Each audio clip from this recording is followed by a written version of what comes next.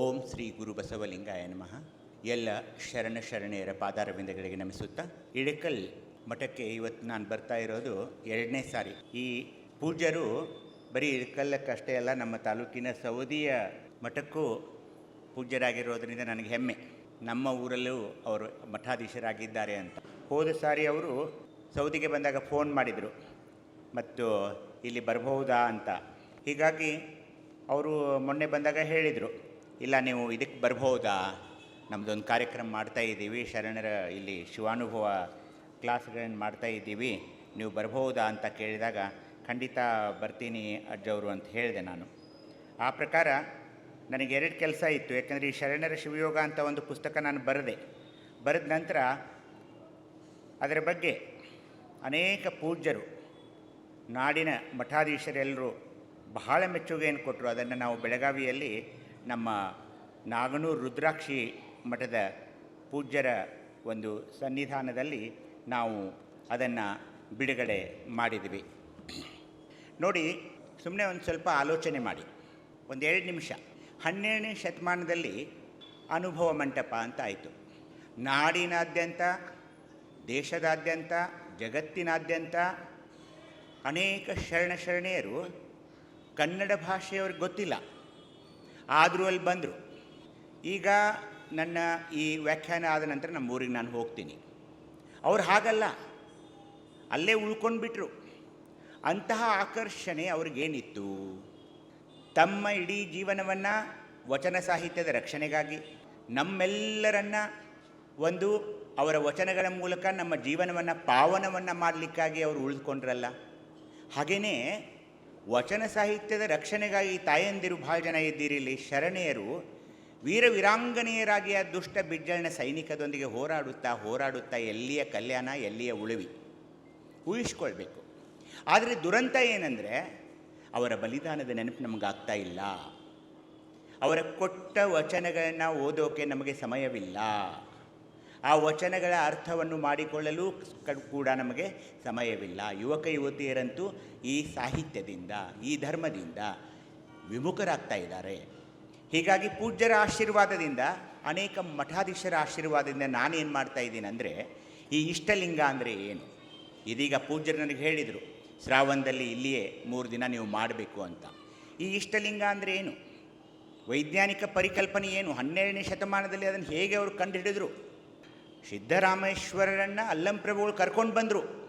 ನಿನಗೆ ತೋರಿಸ್ತೀನಿ ಬಾ ಅಂತ ಹೇಳಿ ಸೊಲ್ಲಾಪುರದಿಂದ ಕಲ್ಯಾಣಕ್ಕೆ ಕರ್ಕೊಂಡು ಬಂದರು. ಇಷ್ಟಲಿಂಗ ಅನ್ನೋದೊಂದು ಹೊಸದಾಗಿ ಬಂದಿದೆಯಪ್ಪ, ಒಂದು ಪ್ರಯೋಗ ನಡೀತಾ ಇದೆ ಈ ವಿಶ್ವದಲ್ಲಿ, ತೋರಿಸ್ತೀನಿ ಬಾ ಅಂತ ಕರ್ಕೊಂಡು ಬಂದು ಆ ಇಷ್ಟಲಿಂಗ ಅಂದರೆ ಏನು? ಇವತ್ತು ಒಬ್ಬ ವೈದ್ಯನಾಗಿ, ಒಬ್ಬ ಸರ್ಜನ್ನಾಗಿ ನಾನು ಇಷ್ಟಲಿಂಗದ ಒಳಗಡೆ ಏನಿದೆ, ಹೊರಗಡೆ ಏನಿದೆ, ಆ ಶಿವಯೋಗ ಅವರು ಹೇಗೆ ಮಾಡಿಕೊಂಡಿರಬಹುದು, ಅದರ ಪರಿಕಲ್ಪನೆಗಳು ಏನು, ಆ ಶಟಸ್ಥಲ ಸಿದ್ಧಾಂತ ಅಂದರೆ ಏನು, ಪಂಚಾಚಾರಗಳೆಂದರೇನು, ಇವನ್ನೆಲ್ಲ ಅವಲೋಕಿಸುತ್ತಾ ಹೋದಾಗ ನನಗೆ ವಿಸ್ಮಯವಾಯಿತು. ಹೀಗಾಗಿ ಈ ಪುಸ್ತಕವನ್ನು ನಾನು ಬರೀಲೇಬೇಕು ಅಂತ ನಿರ್ಧಾರ ಮಾಡಿ ಸುಮಾರು 2 ವರ್ಷಗಳ ಕಾಲ ಈ ಪುಸ್ತಕ, 1400 ಪುಟಗಳ ಸಂಖ್ಯೆ ಆ ಪುಸ್ತಕ. ಆದರೆ ಬರೀ ಲಿಂಗಾಯತರಷ್ಟೇ ಅಲ್ಲ, ಎಲ್ಲ ಧರ್ಮದವರು ಓದುವಂಥ ಧರ್ಮಗ್ರಂಥ ಇವತ್ತು ನಿರೂಪಿತವಾಗಿದೆ. ಆ ಗ್ರಂಥ ದಯವಿಟ್ಟು ತಾವೆಲ್ಲರೂ, ಪೂಜ್ಯರಿದ್ದಾರೆ ಇಲ್ಲಿ, ತಾವು ತೆಗೆದುಕೊಂಡು ಓದಿ. ಆದರೆ ಓದಿ ಅಂದ ತಕ್ಷಣ ಅದೊಂದು ಕಾದಂಬರಿ ಅಲ್ಲ, ಕಥಾ ಸಂಕಲನ ಅಲ್ಲ. ಕೆಲವೊಬ್ಬರು ಅನೇಕ ಸಾಹಿತಿಗಳು ನನಗೆ ಹೇಳಿದ್ರೆ ಅದನ್ನು 2 ವಾಲ್ಯೂಮ್ ಮಾಡಿ, 3 ವಾಲ್ಯೂಮ್ ಮಾಡಿರಿ ಅಂತ. ನಾನು ಹೇಳಿದೆ, ಅದು 2 ವಾಲ್ಯೂಮ್ 3 ವಾಲ್ಯೂಮ್ ಮಾಡಿ ಎದೆ ಮೇಲೆ ಇಟ್ಟುಕೊಂಡು ಓದುವಂಥ ಗ್ರಂಥ ಅಲ್ಲ. ಇಷ್ಟಲಿಂಗ ಪೂಜಾ ಮಂದಿರದಲ್ಲೇ ಇಟ್ಕೊಂಡು ಪೂಜೆಯ ನಂತರ 2 ಪುಟಗಳನ್ನು ದಿನಾಲೂ ಓದ್ಕೊಂಡು ನೀವೇ ಒಂದು ನೋಟ್ಬುಕ್ನಲ್ಲಿ ನೋಟ್ಸ್ ಮಾಡಿಕೊಂಡಾದಿದ್ದರೆ ನಿಮಗೇನಾದರೂ ಅದು ತಿಳಿಯುತ್ತೆ ಹೊರತು ಅದು ಒಂದು ಕಾದಂಬರಿ ಥರ ನಾನು ಓದ್ಕೊಂಡು ಹೋಗ್ತೀನಿ ಅನ್ನೋ ಆ ಗ್ರಂಥ ಅಲ್ಲ. ಯಾಕೆಂದರೆ ಇಡೀ ಗ್ರಂಥ ಒಂದು ಪಠ್ಯಪುಸ್ತಕದ ಹಾಗೆ, ಟೆಕ್ಸ್ಟ್ ಬುಕ್ ಥರ ಅದು ಹೋಗ್ತಾ ಇದೆ. ಹೀಗಾಗಿ ಬಂಧುಗಳೇ, ಇದೊಂದು ಅನುಪಮ ಗ್ರಂಥ. ರಾತ್ರಿ 12ಕ್ಕೆ ಇದಕ್ಕೆ ಮುನ್ನುಡಿಯೇ ಬರೆಯೋಕ್ಕೋಸ್ಕರ ಇಳಕಲ್ಲದ ಪೂಜ್ಯರು ನನಗೆ ಫೋನ್ ಮಾಡಿದರು. ಅವ್ರಿಗೆ ಆನಂದವಾಗಿತ್ತಂದರೆ, ಪೂಜ್ಯರಿಗೆ ಇದು ಏನು ಮಾಡಿಬಿಟ್ರಿ ನೀವು, ಏನು ಗ್ರಂಥ ಬರೆದಿದ್ದೀರಿ ಅಂತ ಹೇಳಿ ರಾತ್ರಿ 12ರಿಂದ 12:30 ತನಕ ನನಗೆಲ್ಲ ಇಡೀ ಪುಸ್ತಕವನ್ನು ಹೇಳ್ತಾ ಹೋದರು. ಅಷ್ಟೊಂದು ಪುಳಕಿತರಾಗಿ ಬಿಟ್ಟಿದ್ರು ಅವರು ಆ ದಿವಸ ರಾತ್ರಿ ಇಳಕಲ್ಲದ ಪೂಜ್ಯರು.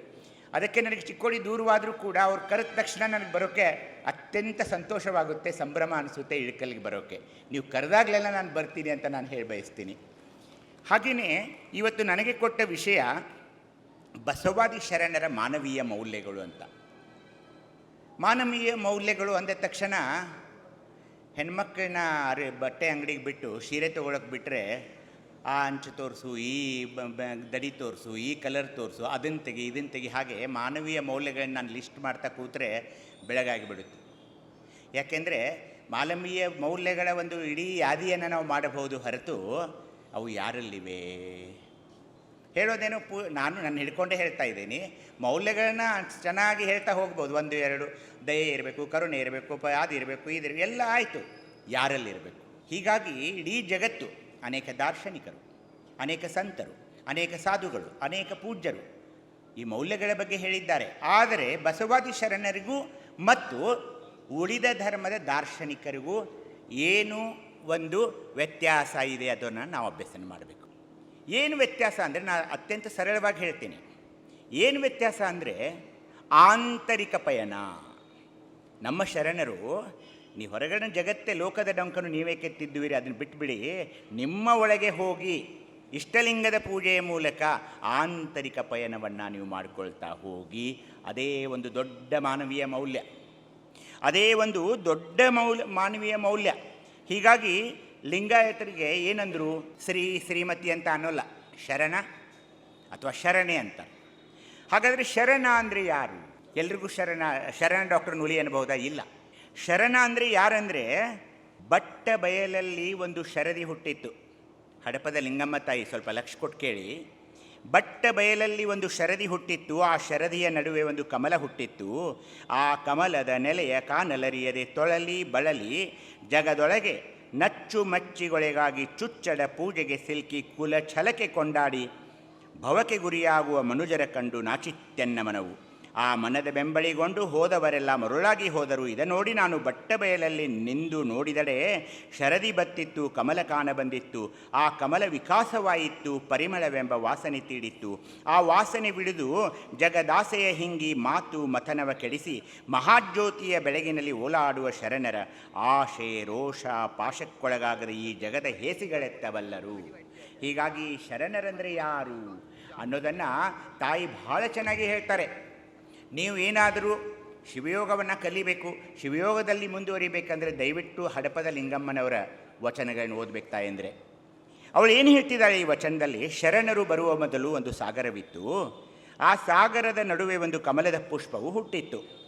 ಆ ಕಮಲದ ನೆಲೆಯನ್ನು ಕಾಣಲರಿಯದೆ ಈ ಲೋಕದ ಜನರು ಅದನ್ನು ಅರಿಯಲು ಹೆಣಗಾಡಿ ತೊಳಲಿದರು, ಬಳಲಿದರು. ಅಷ್ಟೇ ಅಲ್ಲದೆ ಅದು ಹಾಗೆ ಹೀಗೆ ಎಂದು ತಮ್ಮ ವಾದಗಳನ್ನು ಮಂಡಿಸಿ ಜಗಳವಾಡಿದರು. ಇನ್ನೂ ಮುಂದೆ ಹೋಗಿ ಅದನ್ನು ಅರಿಯಲು ಕೆಲವು ಕ್ಷುಲ್ಲಕ ಪೂಜೆಗಳನ್ನು ಸಹ ಮಾಡಿದರು. ಅದನ್ನು ಕೇವಲ ಮೇಲಿನ ಕುಳಿದವರು ಮಾತ್ರ ಅರಿಯಬಹುದೆಂಬ ಛಲದಿಂದ ಹೊಡೆದಾಡಿದರು. ಕೆಳಗಿನ ವರ್ಗದವರಿಗೆ, ಶ್ರಮಿಕ ವರ್ಗದವರಿಗೆ ಅದು ತಿಳಿಯೋಲ್ಲ. ಅದಕ್ಕೇನು ಮಾಡಿದರು? ಅದು ಸಂಸ್ಕೃತ ಭಾಷೆಯಲ್ಲಿ ಇಟ್ಬಿಟ್ರು. ಸಂಸ್ಕೃತ ಭಾಷೆ ನನಗೂ ತಿಳಿಯೋಲ್ಲ, ನಿಮಗೂ ತಿಳಿಯೋಲ್ಲ. ಬಸವಾದಿ ಶರಣರು ಬಂದು ಏನು ಮಾಡಿದರು? ಸಂಸ್ಕೃತದಲ್ಲಿ ಬರೀಬಹುದಾಗಿತ್ತಲ್ಲ ಎಲ್ಲ ವಚನಗಳನ್ನು, ಬರೀಲಿಲ್ಲ. ನನ್ನ ತಾಯಿಯ ಭಾಷೆ ಕನ್ನಡದಲ್ಲಿ ಅವರು ಬರೆದರು. ಯಾಕೆ ಅಂದರೆ ಈ ಹೊರಗಿನ ರಾಜ್ಯದವರು ಬಂದು ಕೂಡ, ಅವರು ಕೂಡ ಬೇರೆ ಬೇರೆ ರಾಜ್ಯಗಳಿಂದ ಬಂದಿದ್ದರೂ ಕೂಡ ಕನ್ನಡವನ್ನು ಕಲಿತು ವಚನಗಳನ್ನು ರಚನೆ ಮಾಡಿದರಲ್ಲ.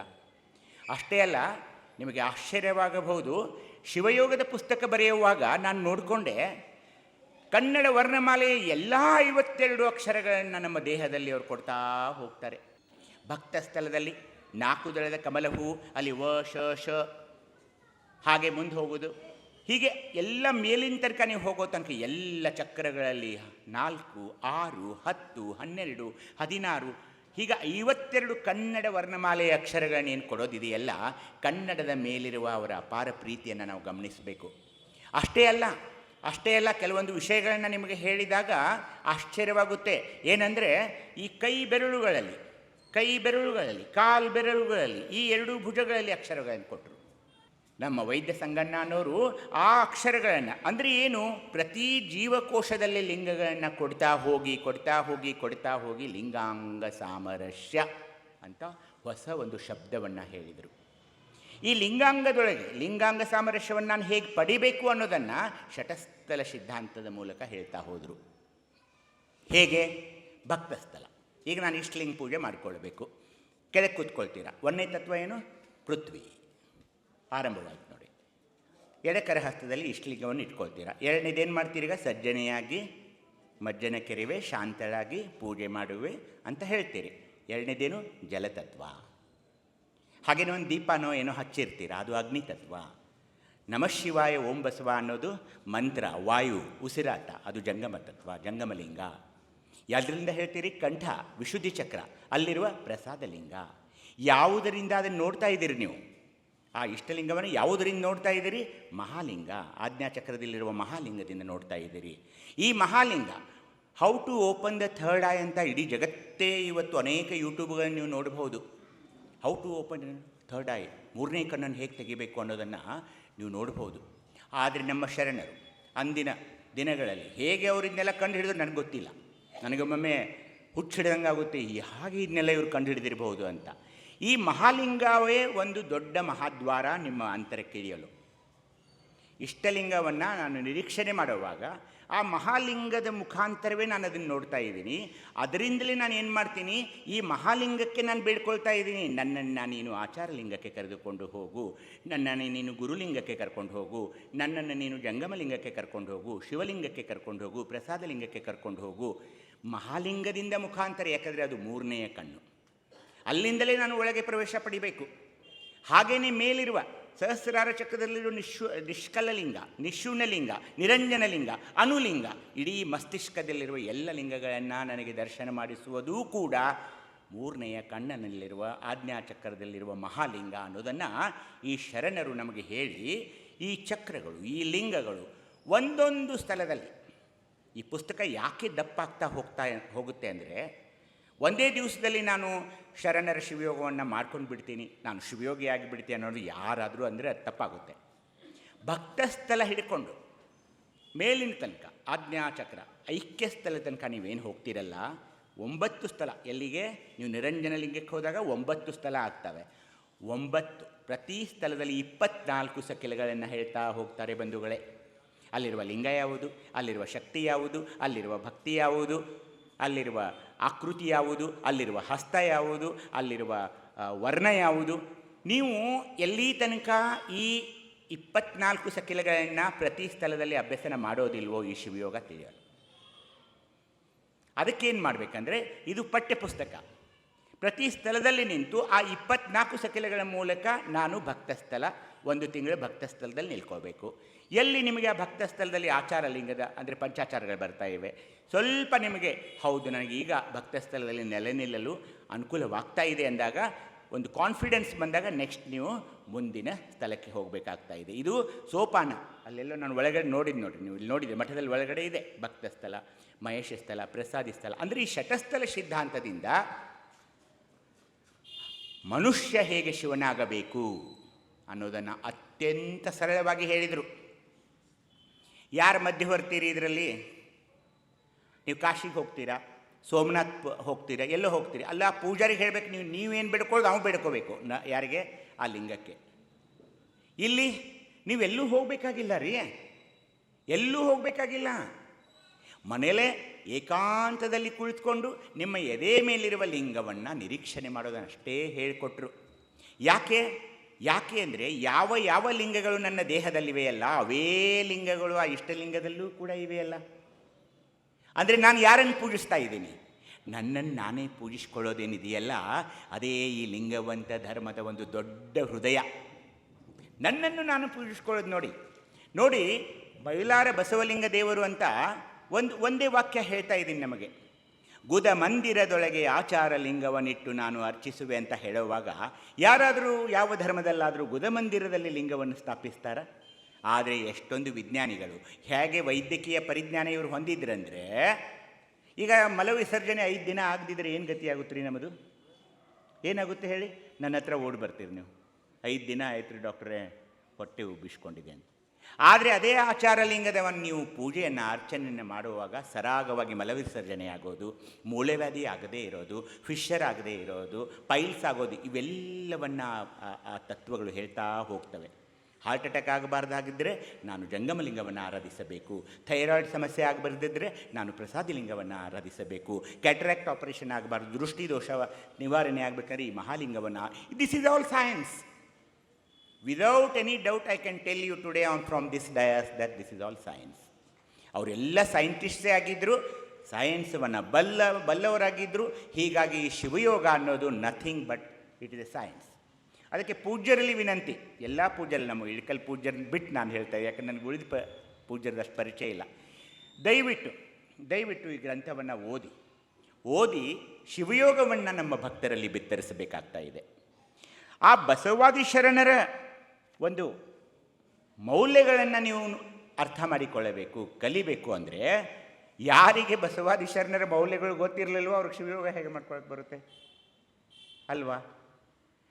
ಹೀಗಾಗಿ ಆ ಪ್ರತಿ ಸ್ಥಳದಲ್ಲಿ ಸಕಿಲೆಗಳು 24 ಸಕಿಲೆಗಳು ಅಂತ ನಾನೇನು ಹೇಳಿದ್ನಲ್ಲ, ಆ ಸಕಿಲೆಗಳಲ್ಲಿ ಬಸವಾದಿ ಶರಣರ ಮಾನವೀಯ ಮೌಲ್ಯಗಳನ್ನು ಕೊಡ್ತಾ ಹೋಗ್ತಾರೆ. ಇಲ್ಲಿ ಮೇನ್ಲಿ ಕರಹಸ್ತದಲ್ಲಿ ಸ್ಥೂಲ ಶರೀರಕ್ಕಾಗಿ ಇಷ್ಟಲಿಂಗವನ್ನು ಕೊಟ್ಟರು, ಸೂಕ್ಷ್ಮ ಶರೀರಕ್ಕಾಗಿ ಪ್ರಾಣಲಿಂಗವನ್ನು ಕೊಟ್ಟರು, ಕಾರಣ ಶರೀರಕ್ಕಾಗಿ ಭಾವಲಿಂಗವನ್ನು ಕೊಟ್ಟರು. ಇದೆಲ್ಲರಿಗೂ ಗೊತ್ತು ನಿಮಗೆ. ತ್ರಿವಿಧ ಲಿಂಗ, ಇಷ್ಟಲಿಂಗ, ಪ್ರಾಣಲಿಂಗ, ಭಾವಲಿಂಗ ಅಂತ ಕೊಟ್ಟರು. ಈ ಇಷ್ಟಲಿಂಗ, ಪ್ರಾಣಲಿಂಗ, ಭಾವಲಿಂಗಕ್ಕಾಗಿಯೇ ನಮಗೆ ದೀಕ್ಷೆ ಕೊಟ್ಟರು. ಯಾವ ದೀಕ್ಷೆ ಕೊಟ್ಟರು? ಇಷ್ಟಲಿಂಗಕ್ಕಾಗಿ ಕ್ರಿಯಾ ದೀಕ್ಷೆಯನ್ನು ಕೊಟ್ಟರು, ಮಂತ್ರ ದೀಕ್ಷೆಯನ್ನು ಈ ಪ್ರಾಣಲಿಂಗಕ್ಕೆ ಕೊಟ್ಟರು, ವೇದಾ ದೀಕ್ಷೆಯನ್ನು ಭಾವಲಿಂಗಕ್ಕೆ ಕೊಟ್ಟರು. 3 ದೀಕ್ಷೆಗಳು ನಿಮಗೆ ಅರ್ಥವಾದವು. ನೀವು ದಯವಿಟ್ಟು ಇವೆಲ್ಲ ಅರ್ಥ ಮಾಡ್ಕೊಳ್ಬೇಕು. ಯಾಕೆಂದರೆ ಇದು ಪ್ರವಚನ ಅಲ್ಲ, ಪ್ರಸಾದ ಆಯಿತು ಮನೆಗೆ ಹೋದ್ವಿ ಅಲ್ಲ.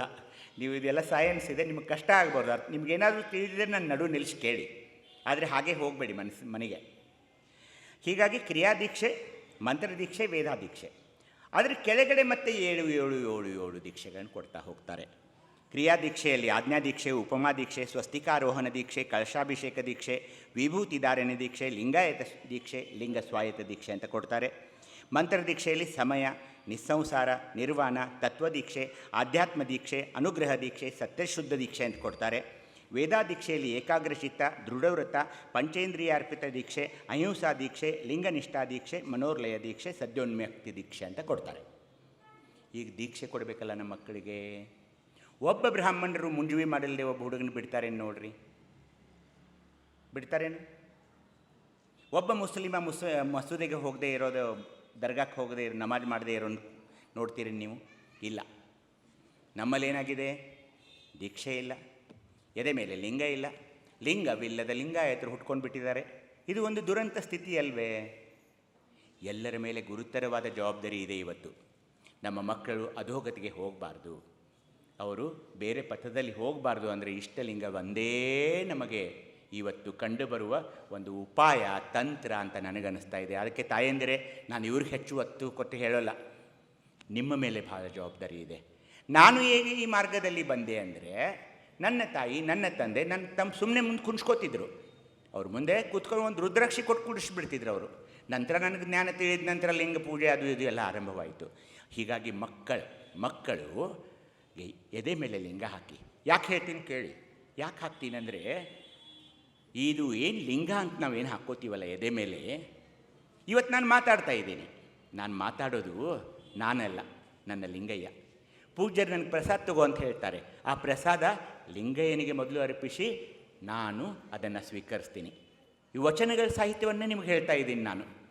ಅವನಿಗೆ ಅರ್ಪಿಸೋದು ಅದು ಲಿಂಗಾರ್ಪಿತ ನೈವೇದ್ಯ, ನನಗೆ ಅರ್ಪಿಸಿದ್ದು, ನನಗೆ ಬಂದಿದ್ದು ಅದು ಪ್ರಸಾದ. ಅದಕ್ಕೇನಂದರು? ಇದು ಶ್ರೋತ್ರ. ಏನಂದರು? ಗಂಧವನರಿವದಕ್ಕೆ ಆಚಾರಲಿಂಗವಾಗಿ ಬಂದೆ. ಇವೆಲ್ಲ ಶಿವಲಿಂಗ ಮಂಚನ್ನವರು ವಚನಗಳದ್ದು ಎಲ್ಲ ಬರ್ತವೆ, ನಾವು ಓದೋದಿಲ್ಲ ಅಷ್ಟೇ. ಹೀಗಾಗಿ ಇಷ್ಟಲಿಂಗದ ಮುಖಾಂತರ ನೀವು ಈ ಶಿವಯೋಗವನ್ನು ಗಮನಿಸಬೇಕಾಗ್ತಾ ಇದೆ. ಇಷ್ಟಲಿಂಗವನ್ನು ಬಿಟ್ಟು ನಾನು ಶಿವಯೋಗವನ್ನು ಮಾಡಿಕೊಳ್ತೀನಿ ಅಂದರೆ ದಯವಿಟ್ಟು ಕ್ಷಮಿಸಬೇಕು. ಅದು ಸಾಧ್ಯವಿಲ್ಲದ ಮಾತು.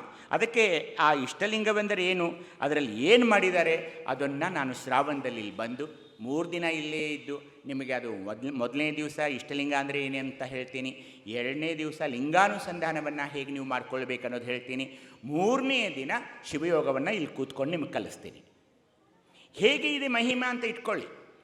ಪೂಜ್ಯರು ಗೊತ್ತು, ನಾನು ಹೇಳಿದೆ, ಇಳಕಲ್ ಪೂಜ್ಯರಿಗೆ ಹೇಳಿದ್ದೀನಿ ಅದನ್ನು. ಈ ಪುಸ್ತಕ ಬರೆದು ಮುಗಿಸಿದ ನಂತರ ಇಷ್ಟು ದಪ್ಪ ಪುಸ್ತಕ ತಾವು ನೋಡಿದ್ರಿ. ಈಗ ಆ ಪ್ರಿಂಟಿಂಗ್ ಪ್ರೆಸ್ನವರು ಲಂಗೋಟಿಯನ್ನು 7 ಲಕ್ಷ ರೂಪಾಯಿ ಕೊಟೇಶನ್ ಕೊಟ್ಟರು. ನಾನು ಇಷ್ಟಲಿಂಗ ಪೂಜೆಯಲ್ಲಿ ಹೇಳಿದೆ, ನೋಡಪ್ಪ ಲಿಂಗಯ್ಯ, ಇದು ನಿನ್ನ ಕತೆ ಬರೆದಿದ್ದೀನಿ ನಾನು, ನನ್ನ ಕತೆ ಅಲ್ಲ. ನನ್ನ ಆತ್ಮಚರಿತ್ರೆ, ನನ್ನ ಆಸ್ಪತ್ರೆ ಬಗ್ಗೆ, ನಾನು MBBS ಮಾಡಿದ್ದೆಲ್ಲಿ, MS ಹೇಗೆ ಮಾಡಿದೆ ಅದನ್ನೆಲ್ಲ ಬರೆದಿಲ್ಲಪ್ಪ. ಇದು ಪ್ರಕಟವಾಗಬೇಕಾಗಿತ್ತಂದರೆ ಇದಕ್ಕೆ ಅನುಕೂಲ ಮಾಡು, ಇಲ್ಲಾಂದರೆ ಶಿವಾಯ ನಮೋ ನಾನು ನೀರು ಹನಿಸ್ತೀನಿ ಅಂದೆ. ಈ ಥರದ ಭಾಳ ಪ್ರಯೋಗಗಳನ್ನ ನಾನು ಮಾಡಿದ್ದೀನಿ ರೀ ಅವನ ಜೊತೆ. ಯಶಸ್ವಿಯಾಗಿದ್ದರಿಂದ ನಿಮಗೆ ಇಷ್ಟಲಿಂಗ ಹಾಕ್ಕೊಳ್ಳಿ ಅಂತ ಹೇಳ್ತಾ ಇದ್ದೀನಿ. ಆವತ್ತು ನೋಡಿ ಸಾಯಂಕಾಲ ಪಟ್ಟೇದಂಥ ಒಬ್ಬರು ಹೃದಯ ರೋಗ ತಜ್ಞ ಇದ್ದಾರೆ ಬೆಳಗಾವಿಯಲ್ಲಿ. ಅವ್ನು ನನ್ನ ಕ್ಲಾಸ್ಮೇಟ್. ಅವನು ಎಂದೂ ಮಾತಾಡೋಲ್ಲ, ಎಂದೂ ಫೋನ್ ಮಾಡೋಲ್ಲ, ಎಂದೂ ಮೆಸೇಜ್ ಮಾಡೋಲ್ಲ. ಆ ದಿವಸ ಸಾಯಂಕಾಲ ಮೆಸೇಜ್ ಮಾಡಿದ, ಯೂಟ್ಯೂಬ್ನಲ್ಲಿ ನಿನ್ನ ಶಿವಯೋಗ ವಿಡಿಯೋ ನೋಡಿದೆ ನಾನು, ಏನು ಚೆನ್ನಾಗಿ ಮಾಡ್ತೀಯೋ ನೀನು, ಅದನ್ನು ಪುಸ್ತಕ ರೂಪದಲ್ಲಿ ನೀನು ತರಬಹುದಾಗಿತ್ತಲ್ಲ ಅಂದ. ಅದಕ್ಕೆ ನಾನೇನಂದೆ, ನೀನು ರೊಕ್ಕ ಕೊಡ್ತೀಯಾ ಅದಕ್ಕೆ, ಅದೇನು ಕಡಿಮೆ ಬರುತ್ತಾ ವೆಚ್ಚ ಅಂದೆ. ನಾನಿದೀನಲ್ಲೋ ಅಂದ ಅವನು. ಇದು ಲಿಂಗಯ್ಯನ ಮಹಿಮೆ, ಇದು ಲಿಂಗಯ್ಯನ ಮಹಿಮೆ. ನಿಡ್ಸೋಸಿ ಪೂಜ್ಯರು ಫೋನ್ ಮಾಡಿದರು, ನಿಮ್ಗೆ ಏನೇ ಕೊರತೆ ಬಂದರೆ ನಾನು ಇದ್ದೀನಿ, ನೀವು ಅದನ್ನು ಪ್ರಿಂಟ್ ಮಾಡಲೇಬೇಕು ಅಂಥೇಳಿ. ಅಂದರೆ ನಾನು ಏನು ಹೇಳೋದಂದರೆ, ಲಿಂಗಯ್ಯನ ನಂಬಬೇಕು. ಅದಕ್ಕೆ ಅವ್ರು ಏನು ಮಾಡಿದರು, ಶ್ರದ್ಧಾಭಕ್ತಿ, ನಿಷ್ಠಾಭಕ್ತಿ, ಇಚ್ಛಾಭಕ್ತಿ, ಆನಂದ ಭಕ್ತಿ, ಸಮರಸ ಭಕ್ತಿ, ಇವೆಲ್ಲ ಭಕ್ತಿಗಳನ್ನ ಯಾಕೆ ಕೊಟ್ಟರು? ನಿಮಗೆ ಅಪಾರವಾದ ನಂಬಿಕೆ ಇರಬೇಕು ಅದರಲ್ಲಿ. ನಂಬಿಕೆ ಇಲ್ಲ, ಶ್ರದ್ಧೆ ಇಲ್ಲ, ವಿಶ್ವಾಸ ಇಲ್ಲ ಅಂದರೆ ಅದಾಗೋಲ್ಲ. ಹೀಗೆ ಈ ಬಸವಾದಿ ಶರಣರ ಮೌಲ್ಯಗಳ ಬಗ್ಗೆ ನಾವು ಮಾತನಾಡುವಾಗ ಇಷ್ಟಲಿಂಗ ಪೂಜೆಗೆ ನೀವು ಅವ್ರು ಏನು ಮಾಡಿದ್ದಾರೆ, ಕೆಲವೊಂದು ನೀವು ಬಿಡಬೇಕಾಗುತ್ತದೆ. ಎಲ್ಲರೂ ಇಷ್ಟಲಿಂಗ ಪೂಜೆಯನ್ನು ಹೋದ ಸಾರಿ ನಾನು ಬಂದಾಗಲೂ ಈಗಲೇ ಮಳೆ ಬರ್ತಿತ್ತಿಲ್ಲಿ. ಅದೇನೋಪ್ಪ ನಾನು ಬಂದಾಗ ಮಳೆ ಆಗುತ್ತೆ ಅನಿಸುತ್ತೆ. ಏನಂದರೆ, ಈಗ ನೀವು ಇದಕ್ಕೆ ಹೋಗ್ತೀರಿ, ಬೆಂಗಳೂರಲ್ಲಿ ಯಾವುದಾದ್ರೂ ಸ್ಕೂಲ್ಗೆ ನೀವು ಹುಡುಗನ ಅಡ್ಮಿಷನ್ ಮಾಡೋಕ್ಕೆ ಹೋದರೆ ಏನಂತಾರೆ, ಹುಡುಗನ ತಂದೆ ತಾಯಿ ಇಬ್ಬರು ಡಿಗ್ರಿ ಹೋಲ್ಡರ್ಸ್ ಇರಬೇಕಂತ ಅವರೊಂದು ಇದನ್ನು ಮಾಡಿರ್ತಾರೆ. ಹಾಗೇನೆ ಇಷ್ಟಲಿಂಗ ಪೂಜೆಯನ್ನು ನೀವು ಮಾಡ್ಕೊಳ್ಬೇಕಂದ್ರೆ ಅದಕ್ಕೂ ಕೂಡ ಏನು ಮಾಡಿದ್ದಾರೆ ಅಂದರೆ, ಕೆಲವೊಂದು ಪ್ರೀ ರಿಕ್ವಿಸಿಟ್ಸ್ ಅದು ಆಗಲೇಬೇಕು. ಒಂದೇದೇನೆಂದರೆ ಅಷ್ಟಮದಗಳು ಅಂತ ಬರ್ತವೆ. ಒಂದನೆಯದು ಪೃಥ್ವಿ ಮದ ಅಂದರೆ ಏನು ನೋಡ್ರಿ, 12ನೇ ಶತಮಾನದಲ್ಲಿಯೋ ಮದಗಳ ಬಗ್ಗೆ ನಾನು ನಿಮಗೆ ಹೇಳ್ತಾ ಇದ್ದೀನಿ. ಪೃಥ್ವಿ ಮದ ಅಂದರೆ ಏನಂದರೆ, ಈಗ ಏನಾಗ್ತಾ ಇದೆ ಅಂದರೆ, ನಮ್ಮಲ್ಲಿ ನನಗೆ ಸಂಪತ್ತಿದ್ದರೂ ಕೂಡ ಆಡಂಬರ ಮಾಡೋದು, ವಿಜೃಂಭಣೆಯಿಂದ ಮೆರೆಯೋದು ಅದು ಅಲ್ಲಿ ಸಲ್ಲದು. 2ನೇದು ಜಲಮದ ಅಂದರೆ ನೀರು, ಸಲಿಲ ಮದ ಅಂತ ಕರಿತೀವಿ. ಅಲ್ಲಿ ಏನು ಬರುತ್ತೆ ಅಂದರೆ, ಬರೀ ತನ್ನ ಕುಟುಂಬ, ನಾನು, ನನ್ನ ಹೆಂಡತಿ, ನನ್ನ ಮಕ್ಕಳು. ಅಣ್ಣನ ಮಕ್ಕಳಿಗೆ ಗೊತ್ತಿಲ್ಲ, ತಂಗಿ ಮಕ್ಕಳಿಗೆ ಗೊತ್ತಿಲ್ಲ, ತಮ್ಮನ ಮಕ್ಕಳಿಗೆ ಗೊತ್ತಿಲ್ಲ. ಗಂಡ, ಹೆಂಡತಿ, ಮಗಳು ಒಂದು ಅಪಾರ್ಟ್ಮೆಂಟ್ನಲ್ಲಿ ಬೆಂಗಳೂರಲ್ಲಿ ಇರ್ತಾರೆ. ಮುಗೀತು. ಚಿಕ್ಕಮ್ಮ, ದೊಡ್ಡಮ್ಮ, ನಾದಿನಿ, ನೆಗೆಣ್ಣಿ ಇಂಥ ಶಬ್ದಗಳು ನಮ್ಮ ಡಿಕ್ಷನರಿಯಿಂದ ಮಾಯ ಆಗಿಬಿಟ್ವಿ. ಕುಟುಂಬದ ಬಗ್ಗೆ ವಿಪರೀತ ವ್ಯಾಮೋಹವನ್ನು ನಾವು ಮಾಡ್ಕೊಂಡು ಬಿಟ್ವಿ. ಹಾಗೆಯೇ ಪಾವಕಮದ ಅಂದರೆ ಅಗ್ನಿ, ಸದಾ ಲೈಂಗಿಕ ಭಾವನೆಯಲ್ಲಿ. ನೀವು ದಿನನಿತ್ಯ ಈಗ ನೋಡ್ತಾ ಇದ್ದೀರಿ ಟಿ ವಿಯಲ್ಲಿ, ವೃತ್ತಪತ್ರಿಕೆಗಳಲ್ಲಿ, ವಿರಕ್ತರನಿಸಿಕೊಂಡವರು ಕೂಡ ಜಾರಿ ಬಿಟ್ಟಿರಲ್ಲ. ತಪ್ಪಾಗುತ್ತೆ ಇದು. ಯಾಕಂದರೆ ಸಾಧನೆ ಭಾಳ ಬೇಕ್ರಿ. ಇಳಕಲ್ ಪೂಜ್ಯರ ಬಗ್ಗೆ ನನಗೆ ಯಾಕೆ ಅಪಾರವಾದ ಗೌರವ ಅಂದರೆ, ನಾನು ಯಾಕೆ ಓಡೋಡಿ ಬರ್ತೀನಿ ಅಂದರೆ, ಈ ಪಾವಕ ಮದ ಅಂತಿದೆ ನೋಡಿ, ಅದನ್ನು ಜಯಿಸೋದು ಭಾಳ ಕಷ್ಟ. ಹೀಗಾಗಿ ಬಸವಾದಿ ಶರಣರು ಈ ಬ್ರಹ್ಮಚರ್ಯವನ್ನು ಭ್ರಂಭಿಸಲಿಲ್ಲ. ಯಾರು ಅದನ್ನು ಸಾಧಿಸಿ ಅದನ್ನು ಮೆಟ್ಟಿ ನಿಂತು ಮಠಾಧೀಶರಾಗ್ತಾರೋ ಅವರಿಗೆ ನಾವು ಏನಂತೀವಿ, ಹರ ತನ್ನ ನಿಜ ರೂಪ ತೋರಲೆಂದು ಗುರುವಾಗಿ ಬಂದ ಅಂತ ಚನ್ನಬಸವಣ್ಣವ್ರು ಹೇಳ್ತಾ ಇದ್ದಾರೆ. ಅಂದರೆ ಇವರೆಲ್ಲರನ್ನು ನೋಡಿದ ತಕ್ಷಣ ಯಾಕೆ ನನ್ನ ಮನಸ್ಸು ಶಾಂತವಾಗಿ ಅವರ ಪಾದಕ್ಕೆ ಎರಗಬೇಕು, ಅವರ ಆಶೀರ್ವಾದ ಪಡಿಬೇಕು ಅಂತ ಅನಿಸುತ್ತೆ ಅಂದರೆ, ಹರ ತನ್ನ ನಿಜ ರೂಪವನ್ನು ತೋರಿಸಲಿಕ್ಕೆ ಗುರುವಾಗಿ ಬಂದ ಅಂತ. ಹೀಗಾಗಿ ಅವ್ರ ಮೇಲೂ ಜವಾಬ್ದಾರಿ ಅಲ್ಲ, ಇದೇ ಇಲ್ವೇ ನನಗೆ ನೀನೇ ಗತಿ, ನಿನಗೆ ನಾನೇ ಗತಿ ಅಂತ ಉರುಲಿಂಗ ಪೆದ್ದಿದೇವರು ದೇವರಿಗೆ ಹೇಳಿರಬೇಕಾದ್ರೆ ಸ್ವಾಮೀಜಿಯವರು ಕೂಡ ಅದನ್ನು ಆಲೋಚಿಸಬೇಕು. ಈ ಧರ್ಮದ ಮೇಲೆ, ಈ ಧರ್ಮವನ್ನು ಉಳಿಸಲು, ಸಂಕಷ್ಟದಿಂದ ಪಾರ ಮಾಡಲು ಅವರ ಮೇಲಿರುವ ಅಪಾರವಾದ ಒಂದು ಜವಾಬ್ದಾರಿ ಇದೆ. ಅವರೆಲ್ಲರ ಹಿಂದೆ ನಾವು ಇರ್ತಾ ಇದ್ದೀವಿ. ಅನೇಕ ತೊಡರುಗಳು ಈಗ ಬರ್ತಾ ಇವೆ, ಅನೇಕ ತೊಡರುಗಳು ಬರ್ತಾ ಇದ್ದಾವೆ. ಯಾಕೆ ನಮ್ಮ ಈ ಲಿಂಗವಂತ ಧರ್ಮಕ್ಕೆ ಈ ಅಡ್ಡಿ ಅಡಚಣೆಗಳು ಬರ್ತಾ ಇದ್ದಾವೆ ಅನ್ನೋದೇ ತಿಳಿಯದ ಹಾಗೆ ಈ ಧರ್ಮಕ್ಕೆ ನಮಗೆ ಈಗ ಅಡ್ಡಿ ಅಡಚಣೆಗಳು ಬರ್ತಾ ಇವೆ. ಪಾವಕ ಮದ ನಂತರ ಪವನ ಮದ. ಪವನ ಮದ ಅಂದರೆ ರೀ ಸುಮ್ಮನೆ ಅಡ್ಡಾಡೋದು. 12 ಜ್ಯೋತಿರ್ಲಿಂಗ, ನಮ್ಮ ದೊಡ್ಡಮ್ಮ ಹೊಂಟಾಳ್ರೆ ನನ್ನೂ ಕರೆದಾಳ್ರಿ, ಅದಕ್ಕೆ ನಾ ಹೊಂಟಿದ್ದೀನಿ. ಸುಮ್ಮನೆ ಅನವಶ್ಯಕವಾಗಿ ಅಡ್ಡಾಡೋದ್ರಿ. ನಾಳೆ ಎಲ್ಲಿ ಹೊಂಟೀನಿ, ನಾಳೆ ಸ್ವಲ್ಪ ಬೆಳಗಾಂಗೆ ಹೊಂಟಿದ್ದೀನಿ ರೀ. ಯಾಕೆ ಏನಿಲ್ಲ, ಸುಮ್ಮನೆ ಹಂಗೆ ಭಾಳ ದಿವಸ ಆದ್ರೆ ಎಲ್ಲಿ ಅಡ್ಡಾಡಿಲ್ರಿ, ಬೇಸರ ಬಂದೈತ್ರಿ ಅದಕ್ಕೆ ಹೊಂಟೀನಿ.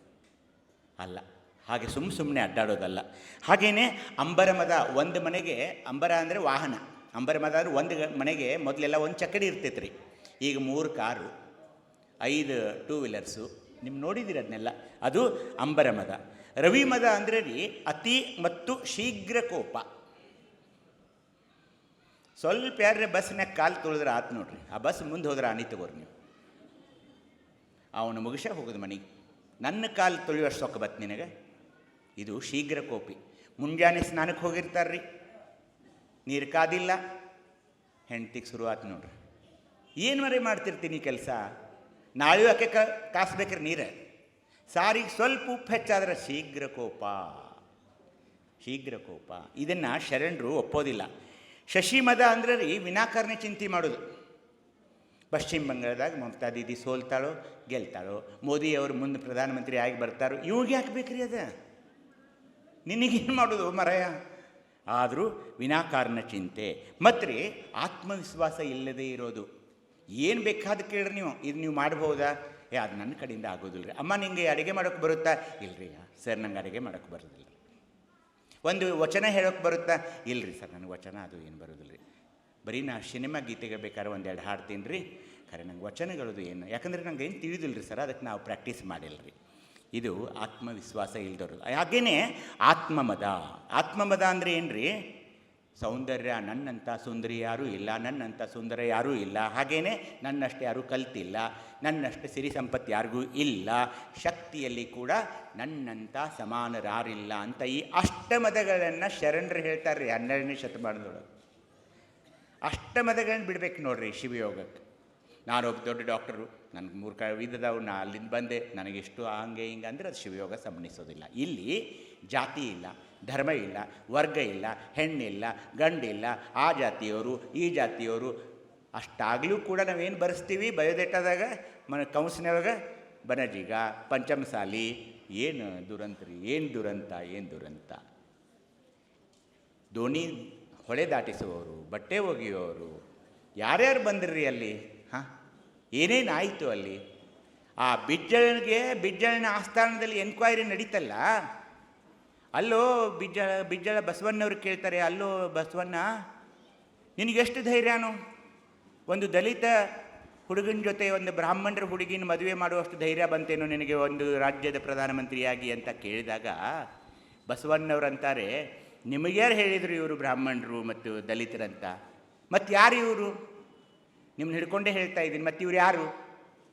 ಎದೆ ಮೇಲೆ ಲಿಂಗವನ್ನು ಧರಿಸಿದ ನಂತರ ಎಲ್ಲರೂ ಲಿಂಗವಂತರೇ ತಾನೇ, ಯಾರು ದಲಿತರು ಯಾರು ಬ್ರಾಹ್ಮಣರು. ಇದು ಬಸವಣ್ಣನವರು ಕೊಟ್ಟ ಉತ್ತರ.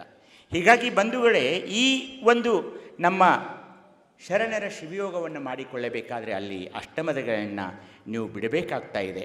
ಹಾಗೇನೇ ಸೂತಕಗಳಿಲ್ಲ.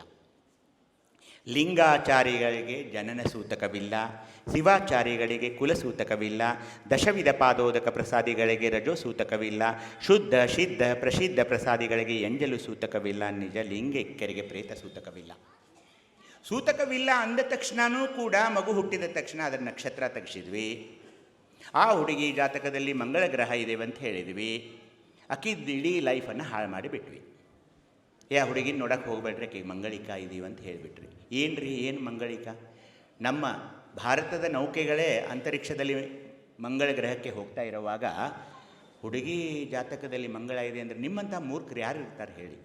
ಎರಡನೇದು ಕುಲಸೂತಕ. ನಾನು ಶ್ರೇಷ್ಠ ಕುಲದವನು, ನಾನು ಅತ್ಯಂತ ಬಹಳ ಉನ್ನತವಾದ ಕುಲದವನು, ಅದು ಕೂಡ ಏನಿಲ್ಲ. ದಶವಿಧ ಪಾದೋದಕ ಅಂತ ಹೇಳಿದರು. ಮೊದಲಿನ ನಾನು ಚಿಕ್ಕವನಿರುವಾಗ ಏನು ತಿಳ್ಕೊಂಡಿದ್ದೆ, ಇಂಥ ಪೂಜ್ಯರು ಬಂದಾಗ ಅವರು ಪಾದ ತೊಳ್ಕೋಬೇಕು, ಎಲ್ಲ ಮನೆಯೆಲ್ಲ ನೀರು ಸಿಡಿಸಬೇಕು, ಅದೇ ಪಾದೋದಕ ಅಂತ ನಾನು ತಿಳಿದಿದ್ದೆ. ಯಾವ ಯಾವ ರೋಗಗಳು ಪಾದೋದಕದಿಂದ ಗುಣಮುಖವಾಗುತ್ತವೆ ಅನ್ನೋದಕ್ಕೆ 7 ವಚನಗಳಿವೆ ನಮ್ಮ ವಚನ ಸಾಹಿತ್ಯದಲ್ಲಿ. ಸ್ಪರ್ಶನೋದಕ, ಹಸ್ತೋದಕ, ಗುರುಪಾದೋದಕ, ಲಿಂಗಪಾದೋದಕ, ಜಂಗಮ ಪಾದೋದಕ, ಅಪ್ಯಾಯನೋದಕ, ಅವಧಾನೋದಕ, ಪರಿಣಾಮೋದಕ, ನಿರ್ಣಾಮೋದಕ, ಸತ್ಯೋದಕ. ವೀರಮ್ಮ ತಾಯಿಯವರ ವಚನ ಇದು. ಈ ದಶವಿಧ ಪಾದೋದಕ ಅನ್ನೋದೇನಿದೆಯಲ್ಲ, ಇದನ್ನು ಸಾಮಾನ್ಯವಾಗಿ ತೆಗೆದುಕೊಳ್ಬೇಡಿ ನೀವು. ಯಾರಿಗೆ ಈ ಚರ್ಮರೋಗ ಇರುತ್ತೆ ನೋಡ್ರಿ, ಲಿಂಗದ ಮೇಲೆ ಬಿದ್ದಂಥ ನೀರನ್ನು ಪೂರ್ತಿಯಾಗಿ ತಾವು ಸೇವಿಸಬೇಕು. ಒಂದು. ಎರಡನೇದು, ಅದು ಎಲ್ಲೆಲ್ಲಿ ಚರ್ಮರೋಗಕ್ಕಿರುವಲ್ಲಿ ಆ ಪಾದೋದಕವನ್ನು ಹಚ್ಚಿ ನೋಡ್ರಿ, ಆ ಚರ್ಮರೋಗ ಗುಣವಾಗ್ತಿಲ್ಲ ನೋಡ್ರಿ. ಲಕ್ವಾ ಹೊಡೆದವ್ರು ಇರ್ತಾರೆ ನಿಮ್ಮ ಮನೆಯಲ್ಲಿ, ಹಾಸಿಗೆ ಬಿಟ್ಟು ಹೇಳೋದಿಲ್ಲ, ಅವ್ರಿಗೆ ದಿನಾಲೂ 1-2 ಚಮಚ ಪಾದೋದಕ, ನಿಮ್ಮ ಲಿಂಗದ ಮೇಲೆ ಬಿದ್ದಂಥ ಲಿಂಗೋದಕ, ಮಜ್ಜನೋದಕ, ಅದನ್ನು ಒಯ್ದವರು ಬಾಯಲ್ಲಿ ಹಾಕಿ. ಬರೀ ಬಿ ಪಿ ಇದ್ದವರು ರುದ್ರಾಕ್ಷಿಯನ್ನು ರಾತ್ರಿಯೆಲ್ಲ ನೀರಲ್ಲಿಟ್ಟು ಬೆಳಗ್ಗೆ ಆ ನೀರನ್ನು ಕುಡಿದ್ರೆ ನಿಮ್ಮ ಬಿ ಪಿ ಕಂಟ್ರೋಲ್ ಆಗುತ್ತೆ. 5 ಮುಖಗಳುಳ್ಳ ಪಂಚಮುಖ ರುದ್ರಾಕ್ಷಿ ಅಂದರೆ ಪರಮೇಶ್ವರನ 5 ಮುಖಗಳು, ಸದ್ಯೋಜಾತ, ಅಘೋರ, ಸದಾಶಿವ, ಹೀಗೆ 5 ಮುಖಗಳು. ಅವನಿಗೆ ಅದಕ್ಕೆ ರುದ್ರಾಕ್ಷಿಯನ್ನು ಕೊಟ್ಟರು. ರುದ್ರಾಕ್ಷಿ ಎದೆ ಮೇಲೆ ಇರೋದರಿಂದಲೇ ಬಿ ಪಿ ಎಷ್ಟೋ ಕಡಿಮೆ ಆಗಿಬಿಡುತ್ತೆ. ಹೀಗಾಗಿ ಈ ಸೂತಕಗಳಿಲ್ಲ. ಇಲ್ಲಿ ಎಷ್ಟು ಮಂದಿ ತಾಯಂದಿರು ಕೂತಿದ್ದೀರಿ, ಒಂದು ಪ್ರಶ್ನೆ ಕೇಳ್ತೀನಿ. ಯಾರಿಗೆ MC ಆಗೋದಿಲ್ವೋ, ಋತುಸ್ರಾವ ಆಗೋದಿಲ್ವೋ, ಅವರು ಬಸುರಿ ಆಗ್ಬೋದಾ? ಈಗ 20 ವರ್ಷದ ಯುವತಿಯೊಬ್ಬಳು ಮಂತ್ಲಿ ಒಳಗೆ MC ಆಗ್ತಾ ಇಲ್ಲ ಅಂತ ಇಟ್ಕೊಳ್ಳಿ. ನೀವು ನಮ್ಮ ಹತ್ರ ಬರ್ತಿರ್ತಾನೆ, ಸರಿ ಇಷ್ಟೊತ್ತಿಗೆ ದೊಡ್ಡವಳಾಗಬೇಕಾಗಿತ್ತು ರೀ, ದೊಡ್ಡವಳಾಗಿಲ್ಲ ಅಂತ. ಅದೇನೆಂದರೆ ಪ್ರತಿ ತಿಂಗಳು ಆ ಅಂಡಾನು, ಸ್ತ್ರೀಯ ಅಂಡಾನು ಪ್ರತಿ ತಿಂಗಳು 1 ಬೀಜವನ್ನು ಬಿಡುಗಡೆ ಮಾಡುತ್ತೆ. ಪುರುಷನ ಲಕ್ಷಾಂತರ ವೀರ್ಯಾಣುಗಳು ಅಲ್ಲಿ 1 ವೀರ್ಯಾಣು ಮಾತ್ರ ಆ ಸ್ತ್ರೀ ಬೀಜದ ಜೊತೆ ಮಿಲನವಾಗಿ ಭ್ರೂಣ ತಯಾರಾಗುತ್ತೆ. ಇದು ಸೈನ್ಸ್. ಯಾವಾಗ ಅದು ಕೂಡ್ಕೊಳ್ಳಿಲ್ವೋ, 1 ವೀರ್ಯನ ಕೂಡ ಅಂಡಾನು ಜೊತೆ ಕೂಡ್ಕೊಳ್ಳಲ್ವೋ, ಸ್ತ್ರೀ ಬೀಜದ ಜೊತೆ ಕೂಡ್ಕೊಳ್ಳಲ್ವೋ, ಅದು ಹೊರಗೆ ಹೋಗಬೇಕು. ಹೇಗೆ ಹೋಗುತ್ತೆ? MC ಮುಖಾಂತರ ಹೋಗುತ್ತೆ. ಇದು ಹೇಗೆ ಸೂತಕಾರಿ? ಪಾಪ ಅವಳೊಂದು ರೂಮ್ನಲ್ಲಿ ಕೂಡ ಹಾಕಿ ಒಂದು ಚೊಂಬು ಕೊಟ್ಟು ಅವಳು ಮುಚ್ಕೋಬೇಡಿ ಅಂತ ಹೇಳಿಬಿಟ್ರು. ಇದನ್ನು ಖಂಡಿತವಾಗಿ ನಿರಾಕರಿಸಿದರು ನಮ್ಮ ಶರಣರು. ನಾನು 25 ವಚನಗಳನ್ನು ನಿಮ್ಗೆ ಹೇಳಬಲ್ಲೆ ಈ ರಜೋ ಸೂತಕದ ಬಗ್ಗೆ, ಅವ್ರನ್ನ ಹೇಗೆ ಅದನ್ನು ಖಂಡಿತವಾಗಿ ನಿರಾಕರಿಸಿದರು ಅಂತ. ಅವಳನ್ನು ಶ್ರೇಷ್ಠವಾಗಿ ಪರಿಗಣಿಸಿದರು. ತಾಯಿಗಳನ್ನ, ವಿಧವೆಯರನ್ನು ನಿತ್ಯ ಸುಮಂಗಲಿಯರನ್ನಾಗಿ ಮಾಡಿದ ಧರ್ಮ ನಮ್ಮ ಲಿಂಗಾಯತ ಧರ್ಮ. ಹೀಗಾಗಿ ಅವಳ ಗಂಡನ ಸಾವಿನಲ್ಲಿ ಅವಳದೇನು ಪಾತ್ರ ಇರುತ್ತೆ ಹೇಳಿ? ಏನೋ ಗುಟ್ಕಾನೋ ಅಜ್ಜರೆಲ್ಲ ಅದು ಮಾಡ್ತಾರೆ, ಹಾಕೊಂಡು ನಮ್ಮ ಅರ್ನವನ ಬಗ್ಗೆನೂ ಹೇಳ್ತಾ ಇದ್ರು, ಜೋಳಿಗೆಯಲ್ಲಿ ಹಾಕ್ತಾರೆ ಅಂತ. ಆ ಚಟಗಳಿಗೆ ಬಲಿಯಾಗಿ ಅವನು ಹೋದರೆ ಅವಳೇನು ಮಾಡಬೇಕು? ಅವಳ ಕಾಲಗುಣ ಕೆಟ್ಟಿತ್ತು ಅಂತ ಹೇಳಿದರು. ಎಷ್ಟು ತಲೆ ಕೆಡಿಸಿದರು. ಲಕ್ಷಾಂತರ ಜನ ಇದರಲ್ಲಿ ಹೊಟ್ಟೆ ತುಂಬಿಸ್ಕೊಳ್ತಾ ಇದ್ದಾರೆ. ಈ ಮುಹೂರ್ತ ಹೇಳೋದು, ಅರ್ಚಕರಾಗೋದು, ಮಧ್ಯವರ್ತಿಯಾಗಿ ಪೂಜೆ ಮಾಡೋದು. ಹೀಗಾಗಿ ಲಿಂಗವಂತ ಧರ್ಮದ ವಿರುದ್ಧ ಒಂದು ಚಳವಳಿ. ಯಾಕೆಂದರೆ ಅವ್ರ ಹೊಟ್ಟೆ ಮೇಲೆ ನೀವು ಕಾಲು ತಂದು ಬಿಟ್ರಿ. ಸ್ವತಂತ್ರವಾಗಿ ಯಾರ ಸಹಾಯವಿಲ್ಲದು ನೀವು ದೇವರನ್ನು ಆರಾಧಿಸಬಹುದು, ನೀನೇ ದೇವರಾಗಬಹುದು ಅಂತ ಯಾವಾಗ ಹೇಳಿದರೋ ಅವ್ರನ್ನೆಲ್ಲ ಮನೆಗೆ ಕಳಿಸ್ಬಿಟ್ರಿ ನೀವು. ಮತ್ತು ನಮಗೆ ವೈರಿ ಆಗಲ್ದೆ ಏನಾಗುತ್ತಾರೆ ಅವರು? ಹೀಗಾಗಿ ಈ ಧರ್ಮ ಒಂದು ವಿಶಿಷ್ಟವಾದ ವೈಜ್ಞಾನಿಕವಾದ ಧರ್ಮ ಆಗಿರೋದ್ರಿಂದ ಭಾಳ ಜನರಿಗೆ ಇವತ್ತು ಅದು ವಜ್ರದ ಹಾಗೆ ಹೊರಗೆ ಬರ್ತಾ ಇರೋದರಿಂದ ನಿಮಗೆ ಆಶ್ಚರ್ಯವಾಗಬಹುದು. ಬೇರೆ ಬೇರೆ ಧರ್ಮದವರು ಈಗ ಅದರ ಅಧ್ಯಯನ ಮಾಡ್ತಾ ಇದ್ದಾರೆ. ಹೀಗಾಗಿ ನಾವು ಏನು ಮಾಡಬೇಕಂದ್ರೆ, ಅವರು ಏನು ಹೇಳಿದಾರಲ್ಲ, ಆ ಶಿವಯೋಗ ಹೇಗೆ ಮಾಡಿಕೊಳ್ಳಬೇಕು ಅನ್ನೋದನ್ನು ನಾನು ಬಹಳ ಹೊತ್ತು ಹೇಳೋಲ್ಲ. ನೋಡಿ, ಲಿಂಗ ಪೂಜೆ ಮಾಡುವಾಗ ಇಷ್ಟಲಿಂಗ ಪೂಜೆಯನ್ನು ಮಾಡಿಕೊಳ್ಳಲು ಏನು ಬೇಕು? ಎಡಕರ ಹಸ್ತ ಬೇಕು. ಎಡಕರ ಹಸ್ತ ಅಂತ ಹೇಳಿ ಅದಕ್ಕೇನು ಮಾಡಿದರು? ಪ್ರತಿ ಸ್ಥಳದಲ್ಲಿ ಹಸ್ತಗಳನ್ನು ಕೊಡ್ತಾ ಹೋದರು. ಮೊದಲನೇ ಸ್ಥಳದಲ್ಲಿ ಶುಚಿಸ್ತ ಹಸ್ತ ಅಂತ ಕೊಟ್ಟರು. ಶುಚಿಸ್ತ ಹಸ್ತ ಏನದು? ಶುಚಿಸ್ತ ಹಸ್ತ ಅಂದರೆ ನೋಡಿ, ನಮ್ಮ ಫಗು ಹಳಕಟ್ಟಿಯವರು ಹೇಳ್ತಾರೆ, ಈ ಪುಸ್ತಕದಲ್ಲಿದೆ ಅದೋ ಸೃಷ್ಟಿಗೆ ಕಾರಣವಾದ ಮಾಯಾಂಗನೆಯ ಹಾವಭಾವ ವಿಲಾಸಗಳಿಗೆ ರತಿಕಾಮದಿಂದ ಇಚ್ಛಿಸದೆ ನಿಷ್ಕಾಮವುಳ್ಳಾತನೇ ಶುಚಿಸ್ಥಹಸ್ತನಾಗಿದ್ದಾನೆ. ಶುಚಿಸ್ಥಹಸ್ತನಾಗಲು ಆ ವ್ಯಕ್ತಿಯಲ್ಲಿ ಶಿವಜ್ಞಾನದ ಅರಿವು ಆಚಾರ ನೆಲೆಗೊಳ್ಳಬೇಕು. ಈ ಇಷ್ಟಲಿಂಗದ ಮೇಲೆ ಏನು ಕಂತೆ ಇದೆ ನೋಡಿರಿ, ಕಂತೆ, ತುಪ್ಪದ ಕಂತೆ ಅಂತ ಕರಿತೀರಿ ನೋಡಿ. ಅದು ಬರೀ ಕಂತೆಯಲ್ಲ, ಎಷ್ಟು ಶಿವನ ಪ್ರಭಾವ ಇದೆಯಲ್ಲ ಅಷ್ಟೇ ಅವನೇ ಸೃಷ್ಟಿ ಮಾಡಿದ ಮಾಯಾವರಣವು ಅಷ್ಟೇ ಪ್ರಬಲವಾಗಿದೆ. ಹೀಗಾಗಿಯೇ ನಾವು ಇಷ್ಟು ಬಳಲ್ತಾ ಇರೋದು. ಎಷ್ಟೊಂದು ಪರಮಾತ್ಮ ಶಕ್ತಿಯುತವಾಗಿದ್ದಾನೆ, ಅಷ್ಟೇ ಮಾಯಾವರಣವು ಶಕ್ತಿಯುತವಾಗಿದೆ. ಅಲ್ಲಂ ಪ್ರಭುದೇವರು ನೋಡಿರ್ಬೋದು ನೀವು ಈ ಜೀವನ ಚರಿತ್ರೆಯಲ್ಲಿ ಹೇಗೆ ಮಾಯಾವರ್ಣ ಗೆದ್ದರು ಅಂತ ಹೇಳಿ. ಅದಕ್ಕೆ ಈ ಇಷ್ಟಲಿಂಗದ ಮೇಲೆ ಕಂತೆಯನ್ನು ಕೊಟ್ಟರಲ್ಲ, ಗುರುಸಿದ್ಧ ದೇವ ಅಂತ ಒಬ್ಬರು ದೊಡ್ಡ ವಚನಕಾರರು, ಬಸವೋತ್ತರ ಯುಗದವರು, ಅದಕ್ಕೆ ನಿರ್ಮಾಯಕಂತೆ ಅಂತ ಕರೆದರು. ಆ ಪೀಠಕ ಲಿಂಗದ ಹೊರಗಡೆ ಆವರಿಸಿರುವ ಈ ಕಂತೆ ಏನಿದೆಯಲ್ಲ, ನಿರ್ಮಾಯಕಂತೆ, ಇದು ಮಾಯೆಯನ್ನು ತೊಡೆದು ಹಾಕಲಿಕ್ಕೆ ನಿಮ್ಮ ಎದೆಯ ಮೇಲೆ ಇದೆ. ಹೀಗಾಗಿ ನೋಡಬಾರದನ್ನು ನೋಡೋದು, ಕೇಳಬಾರದನ್ನು ಕೇಳೋದು, ಮಾತಾಡಬಾರ್ದನ್ನು ಮಾತಾಡೋದು, ಇವೆಲ್ಲ ನಿರ್ಮಾಯಕಂತೆ ಇರೋದರಿಂದ ಎದೆಯ ಮೇಲೆ ನಿಮಗೆ ಮಾಡೋಕ್ಕಾಗಲ್ಲ. ಹೆದರಿಕೆ ಆಗುತ್ತೆ. ಅದಕ್ಕೆ ತಂದೆಯವರು ಹೇಳಿದ್ರಲ್ಲ, ಕಾಯ ವಿಕಾರ ಕಾಡಿ ಹೋದಯ್ಯ, ಮನೋವಿಕಾರ ಕೂಡಿ ಹೋದಯ್ಯ, ಇಂದ್ರಿಯ ವಿಕಾರ ಸುಳಿಯುವುದಯ್ಯ, ಸುಳಿವಿನೊಳಗೆ ಸುಳಿಯುತ್ತಿಲ್ಲಿದ್ದೇನೆ, ಸಿಲುಕಿಸಿದರಯ್ಯ, ಅನ್ಯ ಚಿತ್ತದಲ್ಲಿ ಇರಿಸದಿರಯ್ಯ, ನಿಮ್ಮ ಚಿತ್ತದಲ್ಲಿ ಇರಿಸಯ್ಯ, ಅನುಪಮ ಸುಖ ಸಾರಾಯ ಶರಣರಲ್ಲಿ ಕೂಡಲ ಸಂಗಮ ದೇವಯ್ಯ, ಇದನ್ನೇ ಬೇಡುವೆನಯ್ಯ.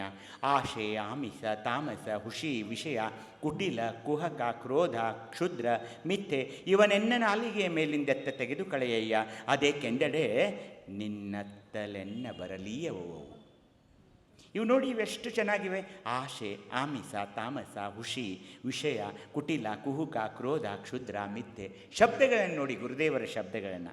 ಹೀಗಾಗಿ ಎಂತು ಶಿವಭಕ್ತಿಯ ನಾನು ಉಪಮಿಸುವೆನಯ್ಯ, ಎಂತು ಶಿವಾಚಾರವೆನಗೆ ವೇದ್ಯವೆಪ್ಪುದೋ ಅಯ್ಯ. ಕಾಮ, ಕ್ರೋಧ, ಲೋಭ, ಮೋಹ, ಮದಮತ್ಸರದಿಂದ ಕಟ್ಟು ಒಡೆದೆನು, ಹಸಿವು ತೃಷೆ ವ್ಯಸನದಿಂದ ಕುದಿಯುತ್ತಿದ್ದೇನೆ, ಪಂಚೇಂದ್ರಿಯ ಸಪ್ತಧಾತು ಹರಿ ಹಂಚು ಮಾಡಿ ಕಾಡಿ ಹೋದಯ್ಯ. ಅಯ್ಯ ಅಯ್ಯ ಎನ್ನ ಹುಯಲ ಕೇಳಯ್ಯ, ಕೂಡಲ ಸಂಗಮ ದೇವಯ್ಯ. ನಿಮ್ಮ ವಚನಗಳಲ್ಲಿಯೇ ಎಲ್ಲ ಮಾನವೀಯ ಮೌಲ್ಯಗಳು ಅಡಗಿರುವಾಗ ಚಿಕ್ಕ ಪುಟ್ಟ ಪುಸ್ತಕಗಳನ್ನು ತೊಗೊಂಡು ಬರಬೇಡ್ರಿ. ಯೋಗ ಕಲಿಯಕ್ಕೆ ಹೋಗಬೇಡ್ರಿ. ಅಥವಾ ಮಾಡ್ತಾರಲ್ಲ, ಅದೆಲ್ಲ ಕಲಿಸ್ತಾರೆ ನಿಮಗೆ. ಅವು ನೀವು ರೊಕ್ಕ ಕೊಟ್ಟು ಕಲಿಯಕ್ಕೆ ಹೋಗ್ತೀರ. ನಿಮ್ಮ ವಚನಗಳನ್ನು ನೀವು ಯಾಕೆ ಓದೋದಿಲ್ಲ? ಕಾಮ ಬೇಕು ಲಿಂಗ ಪ್ರೇಮಿ ಎನಿಸುವಂಗೆ, ಕ್ರೋಧ ಬೇಕು ಶರಣವೇದ್ಯವೆನಿಸುವಂಗೆ, ಲೋಭ ಬೇಕು ಭಕ್ತಿಯ ಲಾಭವ ಬಯಸುವಂಗೆ, ಮೋಹ ಬೇಕು ಪ್ರಸಾದ ವೇದ್ಯವೆನಿಸುವಂಗೆ, ಮದಮತ್ಸರ ಉಳ್ಳವಂಗೆ ಹೃದಯ ಶಬ್ದವೆಲ್ಲಿಯೋದೋ ಹದುಗುರಪ್ಪ ಕೂಡಲ ಸಂಗಮ ದೇವ ಅಂತ ಹೇಳಿ. ಹೀಗೆ ಅನೇಕ ವಚನಗಳನ್ನ ನಿಮಗೆ ಹೇಳ್ಬೋದು. ಬೆಳಗಿನ ತನಕ ನೀವು ಕೊಡೋಕ್ಕೆ ತಯಾರಿದ್ರೆ ನಾನು ತಯಾರಿದ್ದೀನಿ. ಆದರೆ ನಾವು ಅವುಗಳನ್ನು ನಮ್ಮ ಜೀವನದಲ್ಲಿ, ಯಾಕೆಂದರೆ ನಡೆ ಮತ್ತು ನುಡಿ ಒಂದಾಗ್ತಾ ಇಲ್ಲ ನಮ್ಮದು. ನಡೆ ಮತ್ತು ನುಡಿ ಬೇರೆ ಬೇರೆಯಾದಾಗ ಶಿವಯೋಗ ಸಮನಿಸೋದಿಲ್ಲ. ಈ ಒಂದು ಹಸ್ತವನ್ನು ಕಾಮದ ಮೇಲೆ ನಾನು ನಿಯಂತ್ರಣ ಮಾಡಿಕೊಳ್ತೀನಿ ಅನ್ನೋದೇ ಭಕ್ತ ಸ್ಥಳದಲ್ಲಿ ಈ ಹಸ್ತ ಬೇಕು, ಶುಚಿಸ್ತ ಹಸ್ತ. ಇದಿಲ್ಲದೆ ನೀವು ಮುಂದಿನ ಸ್ಥಳಕ್ಕೆ ಹೋಗೋಕ್ಕೆ ಬರೋಲ್ಲ. ಕಾಮದ ಮೇಲೆ ನಿಯಂತ್ರಣ ಮಾಡಿಕೊಂಡ ನಂತರ ನಾನು ಮುಂದಿನ ಸ್ಥಳಕ್ಕೆ ಹೋಗೋದಂದರೆ ಸುಬುದ್ಧಿ ಹಸ್ತ ಅಂತ ಕೊಟ್ಟಿದ್ದಾರೆ. ಎಲ್ಲಿ? ಮಹೇಶ ಸ್ಥಳದಲ್ಲಿ. ಯಾರು ಹೇಳ್ತೀರಿ 8 ಸ್ಥಳಗಳೇ? ತಾಯಂದಿರಲ್ಲಿ ಯಾರಾದರೂ ಹೇಳಿ ನೋಡೋಣ. ಶಟಸ್ಥಳಗಳು 8 ಸ್ಥಳಗಳನ್ನು ಹೇಳಿ ಯಾವುವು? ಸುಬುದ್ಧಿ ಹಸ್ತ ಅನ್ನೋದು ಮಹೇಶ ಸ್ಥಳದಲ್ಲಿ ಬರ್ತಾ ಇದೆ. ನೋಡ್ರಿ ಎಷ್ಟು ಚೆನ್ನಾಗಿದೆ. ಪೂಜ್ಯರು ಕೇಳ್ಕೊಳ್ಬೇಕು. ಆದಿಗಣಗಳು ಅನಾದಿಗಣಗಳು 101 ವಿರಕ್ತರು ಮಹಾಕೋಪ ಉದ್ರೇಕದಿಂದ ಹೊಡೆದು ಬಡಿದು ಬಂಧಿಸಿದರೂ ಬಾಧಿಸಿದರೂ ಪ್ರತಿ ಉತ್ತರ ಕೊಡದೆ ಲೌಕಿಕದ ಜಡಾತ್ಮರಿಂದ ಕುಂದು ನಿಂದೆಗಳು ಬಂದು ಸೋಂಕಿದಲ್ಲಿ ಅವರಿಗೆ ಕೋಪವ ಮಾಡದೆ ಗುರುಲಿಂಗ ಧ್ಯಾನ ಮೌನದಲ್ಲಿ ನಿಕ್ರೋಧನಾಗಿ ಇರುವವನೇ ಸುಬುದ್ಧಿ ಅನ್ನಿಸ್ತಾನೆ. ನಾವು ಓದೋದಿಲ್ಲ. ಪ್ರಾಬ್ಲಮ್ ಏನಾಗಿದೆ ಲಿಂಗಾಯಂತ್ರದಂದರೆ ನಾವು ಓದೋದಿಲ್ಲ, ಅರ್ಥ ಮಾಡಿಕೊಳ್ಳೋದಿಲ್ಲ. ಹೀಗಾಗಿ ಈ ಸುಬುದ್ಧಿ ಹಸ್ತ ಕೋಪ ಮೊದಲೇದೇನಾಯಿತು? ಕಾಮ ಆಯಿತು. ಎರಡನೇದು ಕೋಪವನ್ನು ಇಲ್ಲಿ ನಿಗ್ರಹಿಸಬೇಕಾಗಿಸುತ್ತೆ. ಅದು ಅನ್ನೋದು ಸುಲಭ. ಕೋಪ ನಿಗ್ರಹಿಸಬೇಕು ಅನಿಸುತ್ತೆ. ಆದರೆ ಅದನ್ನು ನಿಗ್ರಹಿಸೋದಿದೆಯಲ್ಲ, ಅದು ತುಂಬ ಕಷ್ಟದ ಕೆಲಸ. ಇಲ್ಲಿ ಎರಡನೇ ಇದರಲ್ಲಿ ಸುಬುದ್ಧಿ ಹಸ್ತ ಅನ್ನೋವಾಗ ಕೋಪದ ನಿಯಂತ್ರಣ ಆಗಬೇಕು. ಯಾಕೆ ಆಗ್ತಾ ಇಲ್ಲ ಕೋಪದ ನಿಯಂತ್ರಣ? ಅದಕ್ಕೆ ದಿನಾಲೂ ನೀವು ಇಷ್ಟಲಿಂಗ ಪೂಜೆಯನ್ನು ಮಾಡ್ತಾ ಮಾಡ್ತಾ ಮಾಡ್ತಾ ಮಾಡ್ತಾ ಹೋದ ಹಾಗೆ ನಿಮ್ಮ ಮನೆಯವರು ಅನ್ನಬೇಕು. ನಮ್ಮ ಮನೆಯವರು ಅನ್ನಕ್ಕೆ ಶುರು ಮಾಡಿದ್ದಾರೆ ನನ್ನ ಬಗ್ಗೆ ಅಂತಾರೆ ಮನೆಯಲ್ಲಿ. ಮೊದಲು ಭಾಳ ಮಾತಾಡ್ತಿದ್ರಿ, ಈಗೇನು ಮಾತಾಡೋದೇ ಇಲ್ಲ. ಬರೀ ಒಂದು ರೂಮ್ನಾಗ ಹೋಗಿ ಕೂತು ಬಿಡ್ತಾರೆ ರೀ, ಏನೇನೋ ಬರ್ಕೋತಿರ್ತಾರೆ ರೀ. ಮೊದಲು ಭಾಳ ಚಂದ ಮಾತಾಡ್ತಿದ್ರಿ. ಲೌಕಿಕ ವಿಷಯಗಳತ್ತ ನಿಮ್ಮ ಗಮನ ಕಡಿಮೆ ಆಗ್ತಾ ಹೋಗುತ್ತದೆ. ಅನವಶ್ಯಕ ವಿಷಯಗಳನ್ನ ಮಾತಾಡೋದು ಕಡಿಮೆ ಮಾಡ್ತೀರಿ. ಯಾರಾದರೂ ಬಂದು ನಿಮಗೇನಾದರೂ ಹೇಳಕ್ಕೆ ಶುರು ಮಾಡ್ತಾರಲ್ಲ, ಸಾಕ್ರೆಟಿಸ್ ಟೆಸ್ಟ್ ಮಾಡ್ಬೇಕ್ರಿ, ಟ್ರಿಪಲ್ ಟೆಸ್ಟ್. ಸಾಕ್ರೆಟಿಸ್ ಹತ್ರ ಒಬ್ಬ ಹೋದ, ನಿಮಗೊಂದು ವಿಷಯ ಹೇಳಬೇಕಾಗಿತ್ತು ರೀ.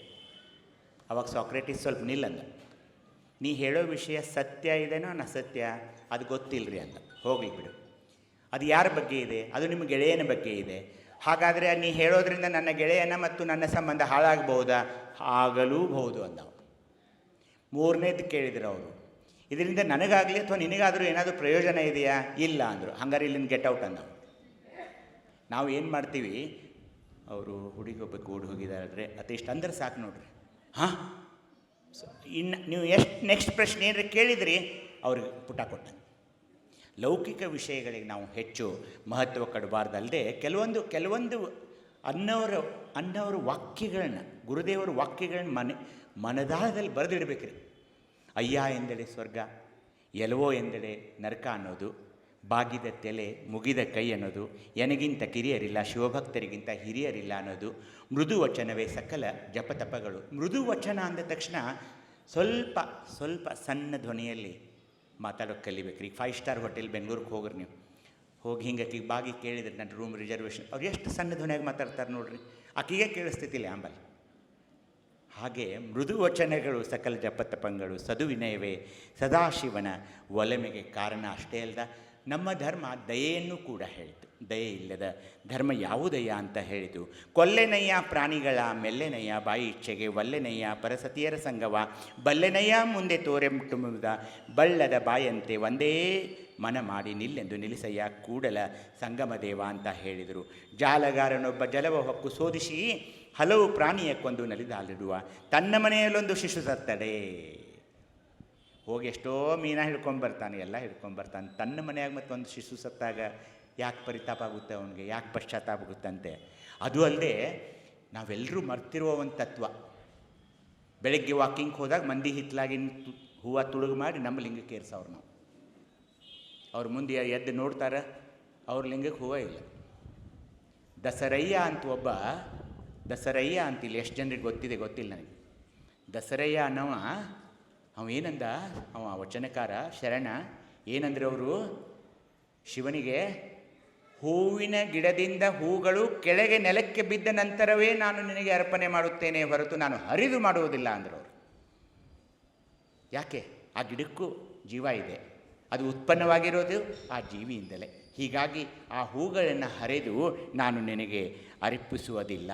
ಉದುರು ಬೀಳುವ ನಕ್ಕ ನಿನ್ನ ಹಂಗು, ಉದುರು ಬಿದ್ದಲ್ಲಿ ಎನ್ನೊಡವೆ ನಾ ಪೂಜಿಸದ ನಕ್ಕ ದೇವ, ಎನ್ನ ಪೂಜೆಗೊಳಗಾದಲ್ಲಿ ನೀ ಭಕ್ತ ನಾ ನಿತ್ಯ, ಇಂತೀ ಸರ್ವರ ದಯಾವಸ್ತು ಬೀಜಬಲ, ಸರ್ವಮಲತ್ರಯ ದೂರ ಸರ್ವಾಂಗ ಸಂತೋಷ ನಿರ್ಗವಿ ದಸರೇಶ್ವರ ಲಿಂಗವು ಅಂತ ಇಲ್ಲಿ ಏನು ಹೇಳಿದ್ರಂದರೆ, ದಯವಿಟ್ಟು ನಾನು ಲಂಗೋಟಿ ಸರ್, ನಾನು ಕೆಲವೊಬ್ಬರು ಸ್ವಾಮೀಜಿಯವ್ರ ವಿಡಿಯೋ ನೋಡಿದೆ ರೀ, ಆ ಲಿಂಗನೇ ಕಾಣಿಸ್ತಿಲ್ಲ ಅವ್ರ ಕೈಯಲ್ಲಿ. ಒಂದು ದೊಡ್ಡ ದಾಸವಾಳದ ಹೂ ಹಾಕಿದ್ದಾರೆ. ನೀವು ನೋಟಕೂಟ ಮಾಟ ಅಂತ ನಿಮ್ಮ ಲೆಕ್ಚರ್ದಾಗ ಹೇಳ್ತೀರಿ, ಅವ್ರು ಆ ಹೂವು ನೋಡ್ತಿದ್ದಾರೆ ಏನು ಲಿಂಗ ನೋಡ್ತಿದ್ದಾರೆ? ಲಂಗೋಟಿ ಸರ್ ನೀವು ಏನು ಹೇಳ್ರಲ್ಲ, ಲಿಂಗ ನೋಡ್ತಿದ್ದಾರೆ ಏನು ಹೂವು ನೋಡ್ತಿದ್ದಾರೆ ಅವರು? ಅಂದರೆ ಅವರು ಲಿಂಗ ಯಾವಾಗಲೂ ನಮ್ಮ ಪರಮಾತ್ಮ ನಿಮ್ಮ ಆಡಂಬರದ ಈ ಪೂಜೆಯನ್ನು ಬಯಸಿಲ್ಲ.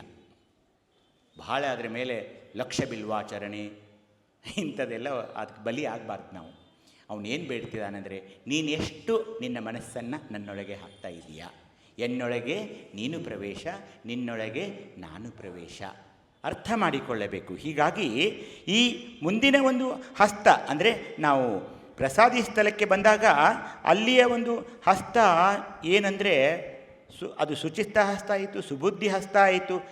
ಮುಂದಿನ ಹಸ್ತ ನಿಮಗೆಲ್ಲ ಕೇಳಿಕೊಂಡ್ರೆ ಭಯ ಆಗ್ತೀರಿ. ಯಾಕಂದರೆ ಮುಂದಿನ ಹಸ್ತದ ಹೆಸರು ನಿರಹಂಕಾರ ಹಸ್ತ.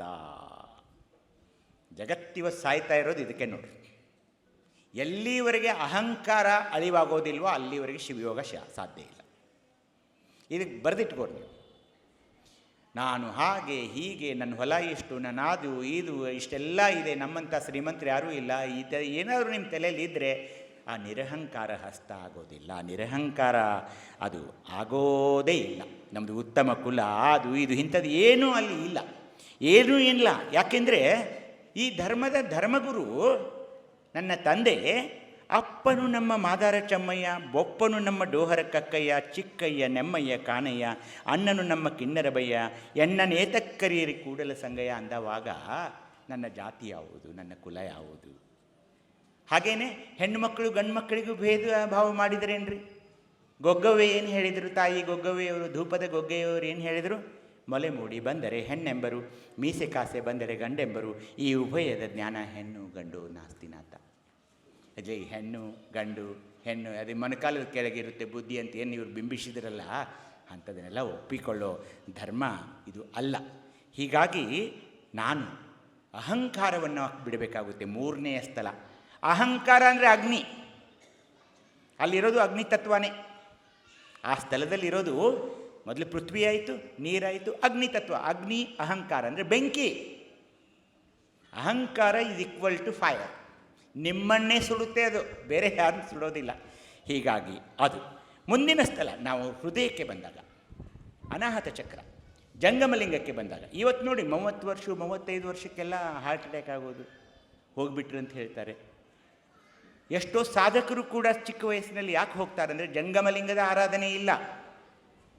ಜಂಗಮಲಿಂಗ ಇಲ್ಲಿರುವ ಓಂ ವಾಂ ವಾಂ ವಾಂ ಓಂ ಜಂಗಮಲಿಂಗಾಯ ನಮಃ, ಜಂಗಮಲಿಂಗಾಯ ನಮಃ, ಜಂಗಮಲಿಂಗಾಯ ನಮಃ.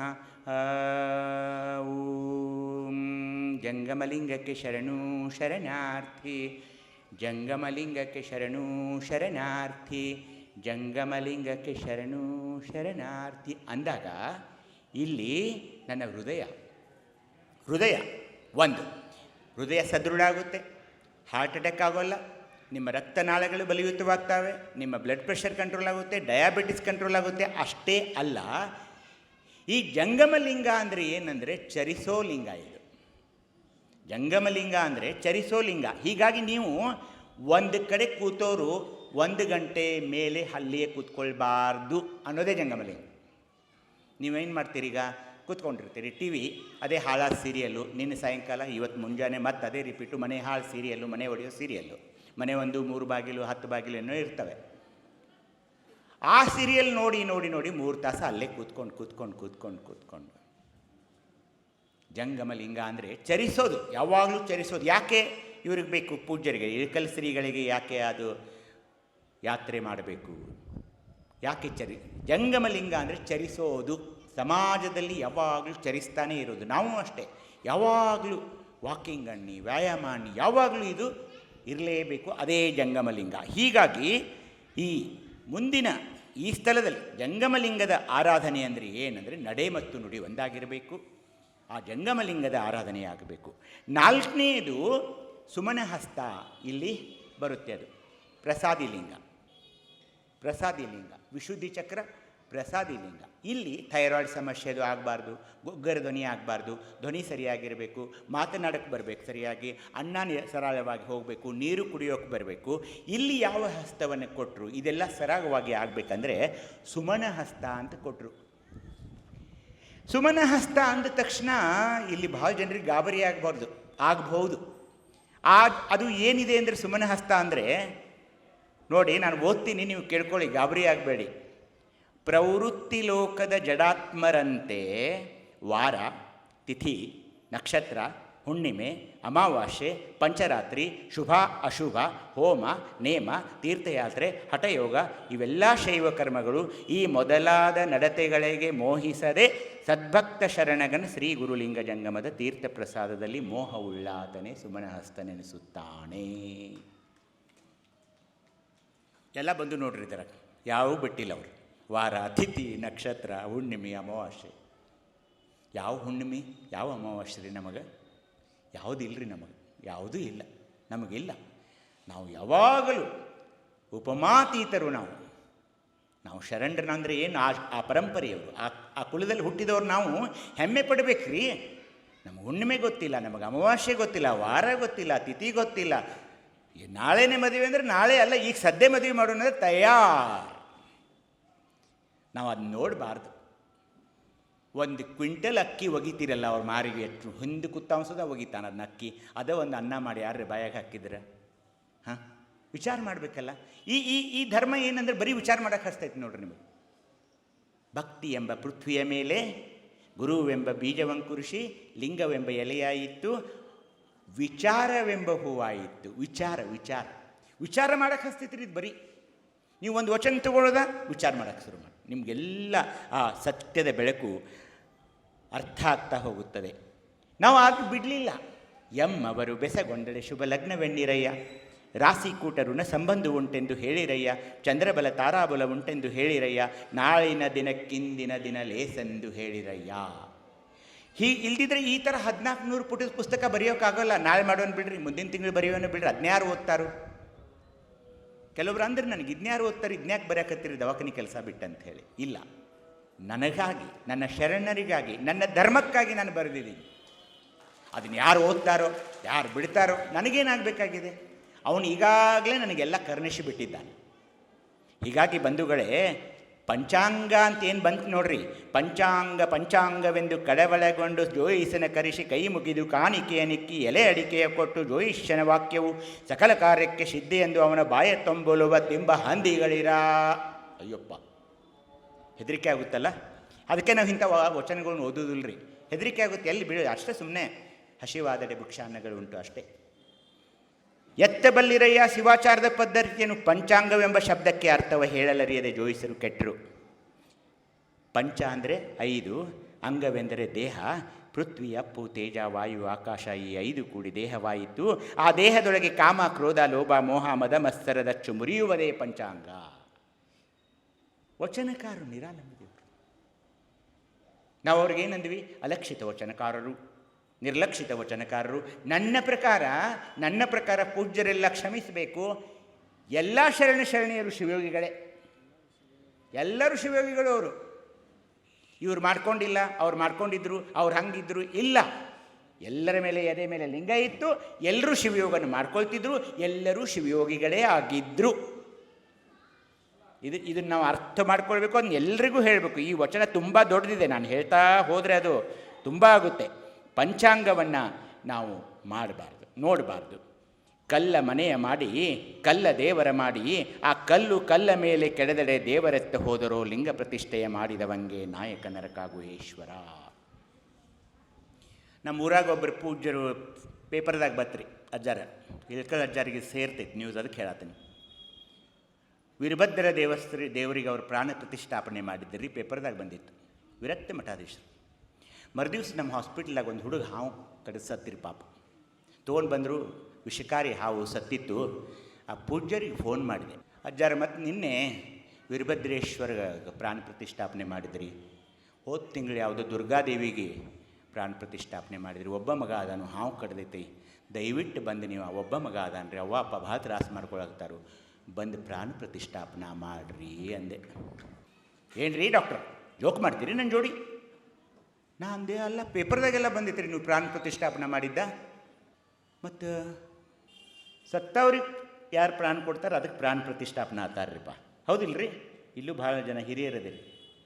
ಸತ್ತವ್ರಿಗೆ ಯಾರೇ ಪ್ರಾಣ ತಿರುಗಿ ಕೊಟ್ರೆ ಅದಕ್ಕೆ ಪ್ರಾಣ ಪ್ರತಿಷ್ಠಾಪನೆ ಅಂತಾರೆ.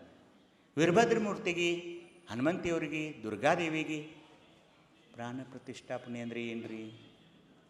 ಉತ್ತರ ಕೊಡಬೇಕು ನಾವು, ಅವ್ರಿಗೆ ಪ್ರಶ್ನೆಗಳನ್ನ ಕೇಳಬೇಕು. ಪುಣ್ಯಕ್ಕೆ ನಮ್ಮ ಇಳಕಲ್ ಅಜ್ಜಾರು ಇದನ್ನೆಲ್ಲ ನಿರಾಕರಿಸಿಬಿಟ್ಟಿದ್ದಾರೆ. ಹೀಗಾಗಿ ನಾ ಬರ್ತೀನಿ ಅವ್ರ ಹತ್ರ. ಅವ್ರು ಒಪ್ಪೋಲ್ಲ, ಇದನ್ನೆಲ್ಲ ಒಪ್ಪೋಲ್ಲ. ದೇಹದೊಳಗೆ ದೇವಾಲಯವಿದ್ದು ಮತ್ತೆ ಬೇರೆ ದೇಗುಲ ಬೇಕಯ್ಯ, ಎರಡಕ್ಕೆ ಹೇಳಲಿಲ್ಲಯ್ಯ ಗುಹೇಶ್ವರ, ನೀನು ಕಲ್ಲಾದಡೆ ನಾನು ಏನಪ್ಪೆನು ಅಂತ ಅಲ್ಲಂ ಪ್ರಭುದೇವ್ರು ಕೇಳಿದರು. ಇವು ನಮಗೆ ಚುಚ್ಚುತ್ತಾವ್ರಿ, ಅದಕ್ಕೆ ನಾವು ಮಾಡಲಿಲ್ಲ. ಮುಂದಿನ ಹಸ್ತ ಮಹಾಲಿಂಗಕ್ಕೆ ಬಂದಾಗ ಸುಜ್ಞಾನ ಹಸ್ತ ಅಂತ ಒಂದು ಬಂದ್ರಿ. ಇಲ್ಲಿ ನೋಡ್ರಿ, ಲಕ್ಷ್ಯ ಕೊಟ್ಟು ಕೇಳಬೇಕ್ರಿ ಹಸ್ತಗಳ ಬಗ್ಗೆ. ನಾನು ಅದರ ಮುಖಾಂತರ ಮಾನವೀಯ ಮೌಲ್ಯಗಳ ಬಗ್ಗೆ ನಿಮಗೆ ಅರ್ಥ ಆಗ್ತಾ ಇದೆ ಅಂತ ಇಟ್ಕೊಳ್ತಾ ಇದ್ದೀನಿ. ಸುಜ್ಞಾನ ಹಸ್ತ ಅಂದ್ರೆ ರೀ, ಅಂಗ ವಿಷಯಗಳನ್ನು ಇಷ್ಟಲಿಂಗಕ್ಕೆ ಭೃತ್ಯರನಿಸಿ, ಅಂದರೆ ಇಷ್ಟಲಿಂಗಕ್ಕೆ ನನ್ನ ಶಬ್ದ, ರೂಪ, ರಸ, ಗಂಧ ಏನದಾವಲ್ರಿ, ಇವೆಲ್ಲ ನಾನು ಕಟ್ಟಿಕೊಂಡ ಲಿಂಗಕ್ಕೆ ಆಳಾಗಿ ದುಡಿಯಬೇಕವು. ನನಗಾಗಿಲ್ಲ, ಅವು ನನ್ನ ಎದೆ ಮೇಲಿರುವ ಲಿಂಗಕ್ಕೆ ಆಳಾಗಿ ದುಡಿಯಬೇಕು. ಪ್ರಾಣಾದಿವಾಯುಗಳ ಪ್ರಾಣಲಿಂಗಕ್ಕೆ, ಕರಣಾದಿಗಳ ಭಾವಲಿಂಗಕ್ಕೆ ದಾಸರೆನಿಸಿ ಸರ್ವ ಅವಸ್ಥೆಗಳನ್ನೆಲ್ಲ ಪ್ರಸಾದ ಲಿಂಗದ ಕಿರಣಗಳಾಗಿ ಭದ್ರಗಜದಂತೆ ಕಾಯಕದಲ್ಲಿ ನಿರತನಾಗಿ ಲಿಂಗವಂತ ಧರ್ಮದಲ್ಲಿ ವ್ಯವಹರಿಸಿ ನಾನು ಇರಬೇಕನ್ನೋದೇ ಸುಜ್ಞಾನ ಹಸ್ತ. ಅಂದರೆ ಏನು? ಕಾಯಕ ಯೋಗಿಗಳಿಗೆ ಅಷ್ಟೇ ಅನುಭವ ಮಂಟಪದಲ್ಲಿ ಪ್ರವೇಶ ಇತ್ತು. ಕಾಯಕವಿಲ್ಲದೆ ಈ ಧರ್ಮ ಯಾರನ್ನೂ ಪುರಸ್ಕರಿಸೋದಿಲ್ಲರಿ. ಕಾಯಕ ಮಾಡಬೇಕು. ಸತ್ಯ ಶುದ್ಧ ಕಾಯಕದಿಂದ ಬಂದ ದ್ರವ್ಯದಲ್ಲಿ ನಾನು ಈ ಸೇವೆಯನ್ನು ಮಾಡ್ತಾ ಹೋಗಬೇಕು. ಸತ್ಯ ಶುದ್ಧ ಕಾಯಕದಿಂದ. ನಮ್ಮ ನೂಲಿಯ ಚಂದಯ್ಯನವರು ನೋಡಿ, ಕೊರಳಲ್ಲಿಯ ಬಿದ್ದು ಹೋದ ಲಿಂಗವನ್ನು ನೀನು ಬಿದ್ದಿದೀಯಾ, ನಾನೇ ಕಟ್ಕೊಳ್ಳಿ ಅಂತ ಹೇಳಿದ ಮಹಾಶರಣ ಇವರು. ನೀನೇ ನನ್ನ ಕೊರಳಿಂದ ಬಿದ್ದಿದೆಯಾ, ನಾನ್ಯಾಕೆ ನೀನು ವಾಪಸ್ ಕಟ್ಕೋಬೇಕು? ಅದು ಎಲ್ಲಿ ತನಕ ಹೋಯ್ತು ಅಂದರೆ ಅನುಭವ ಮಂಟಪ ತನಕ ಹೋಯ್ತು. ಅದು ತಮಗೆಲ್ಲ ಗೊತ್ತು. ಹೀಗಾಗಿ ಸತ್ಯಶುದ್ಧ ಕಾಯಕದಿಂದ ಬಂದ ದ್ರವ್ಯದಲ್ಲಿ ಚಿತ್ತ ವಿಚ್ಛಂದವಾಗದಿರಬೇಕು. ಇವು ಅರ್ಥ ಮಾಡಿಕೊಳ್ಳಬೇಕು. ಕಾಯಕವೆಂದು ಕಾಯವ ಬಳಲಿಸಿದೆ, ತನುಗರಗದೆ ಮನನೋಯದೆ ಕಾಡಿ ಬೇಡುವುದು ದಾಸೋಹವೇ. ಇಲ್ಲಿ ಇಲ್ಲ. ಹಾಗೆ ನಾನು ಯಾರ್ದೋ ಮನೆಗೆ ಹೋಗಿ ಅಷ್ಟು ಕೊಡಿ ಇಷ್ಟು ಕೊಡಿ ಅಂತ ಇಲ್ಲ. ಕಾಯಕ ಏನು ಮಾಡ್ತಾ ಇದೆಯಪ್ಪ? ನಮ್ಮ ಮರುಳಶಂಕರ ದೇವರು ಕೂಡ ಅನುಭವ ಮಂಟಪಕ್ಕೆ ಬಂದಾಗ ಒಬ್ಬ ಸೂಫಿ ಸಂತನಾಗಿ ಮುಸ್ಲಿಮ್ನಾಗಿ ಅವನಿಗೆ ಬಂದಾಗ ಕೇಳಿದವರು, ಬಸವಣ್ಣನವರು ನಿನಗೇನು ಕಾಯಕ ಬರುತ್ತೆ ಅಂದಾಗ ನನಗೇನೂ ಬರೋದಿಲ್ಲ ಅಂದವನು. ಹಾಗಿದ್ರೆ ಮುಸರೆ ತುಕ್ಕೋ ಕೆಲಸ. ಪ್ರಸಾದ ಕುಂಡ ಮಾಡಿಕೊಂಡು ಶರಣರು ಉಂಡ ತಟ್ಟೆ ತಡೆಗಳನ್ನೆಲ್ಲ ತೊಳೆಯೋದು, ಆ ಅಡುಗೆ ಮನೆಯನ್ನು ಕ್ಲೀನ್ ಮಾಡೋದು, ಆ ಕಾಯಕದಲ್ಲಿ ನಮ್ಮ ಮರುಳಶಂಕರ ದೇವರು ತೊಡಗಿಕೊಂಡರು. ಹೀಗಾಗಿ ಲಿಂಗವಂತ ಧರ್ಮದಲ್ಲಿ ಕಾಯಕ ಕಾಯಕ ಕಾಯಕ ಅಷ್ಟೇ ಅಲ್ಲ. ಅವ್ರೇನು ಹೇಳಿದರು? ಕಾಯಕದಲ್ಲಿ ನಿರತನಾದಡೆ ಗುರು ದರ್ಶನವಾದರೂ ಮರೆಯಬೇಕು. ನೋಡ್ರಿ ಹೇಗಿದೆ ನೋಡ್ರಿ ಧರ್ಮ. ಪುಟಗಟ್ಲೆ ಅಂತ ನಿಮ್ಮ ಮಾತಾ ಕೊಡಬೇಡಪ್ಪ. ನೀನು ಕಾಯಕದಲ್ಲಿ ನಿರತನಾದಡೆ ಗುರುಗಳು ಬಂದರೂ ಕೂಡ ಗುರುದರ್ಶನವಾದರೂ ಮರೆಯಬೇಕು, ಲಿಂಗ ಪೂಜೆಯಾದರೂ ಮರೆಯಬೇಕು, ಜಂಗಮ ಮುಂದೆ ನಿದ್ದಿದ್ದಳು ಹಂಗ ಹರಿಯಬೇಕು. ಕಾಯಕವೇ ಕೈಲಾಸವಾದ ಕಾರಣ. ಕಾಯಕ ಕಾಯಕ ಕಾಯಕ.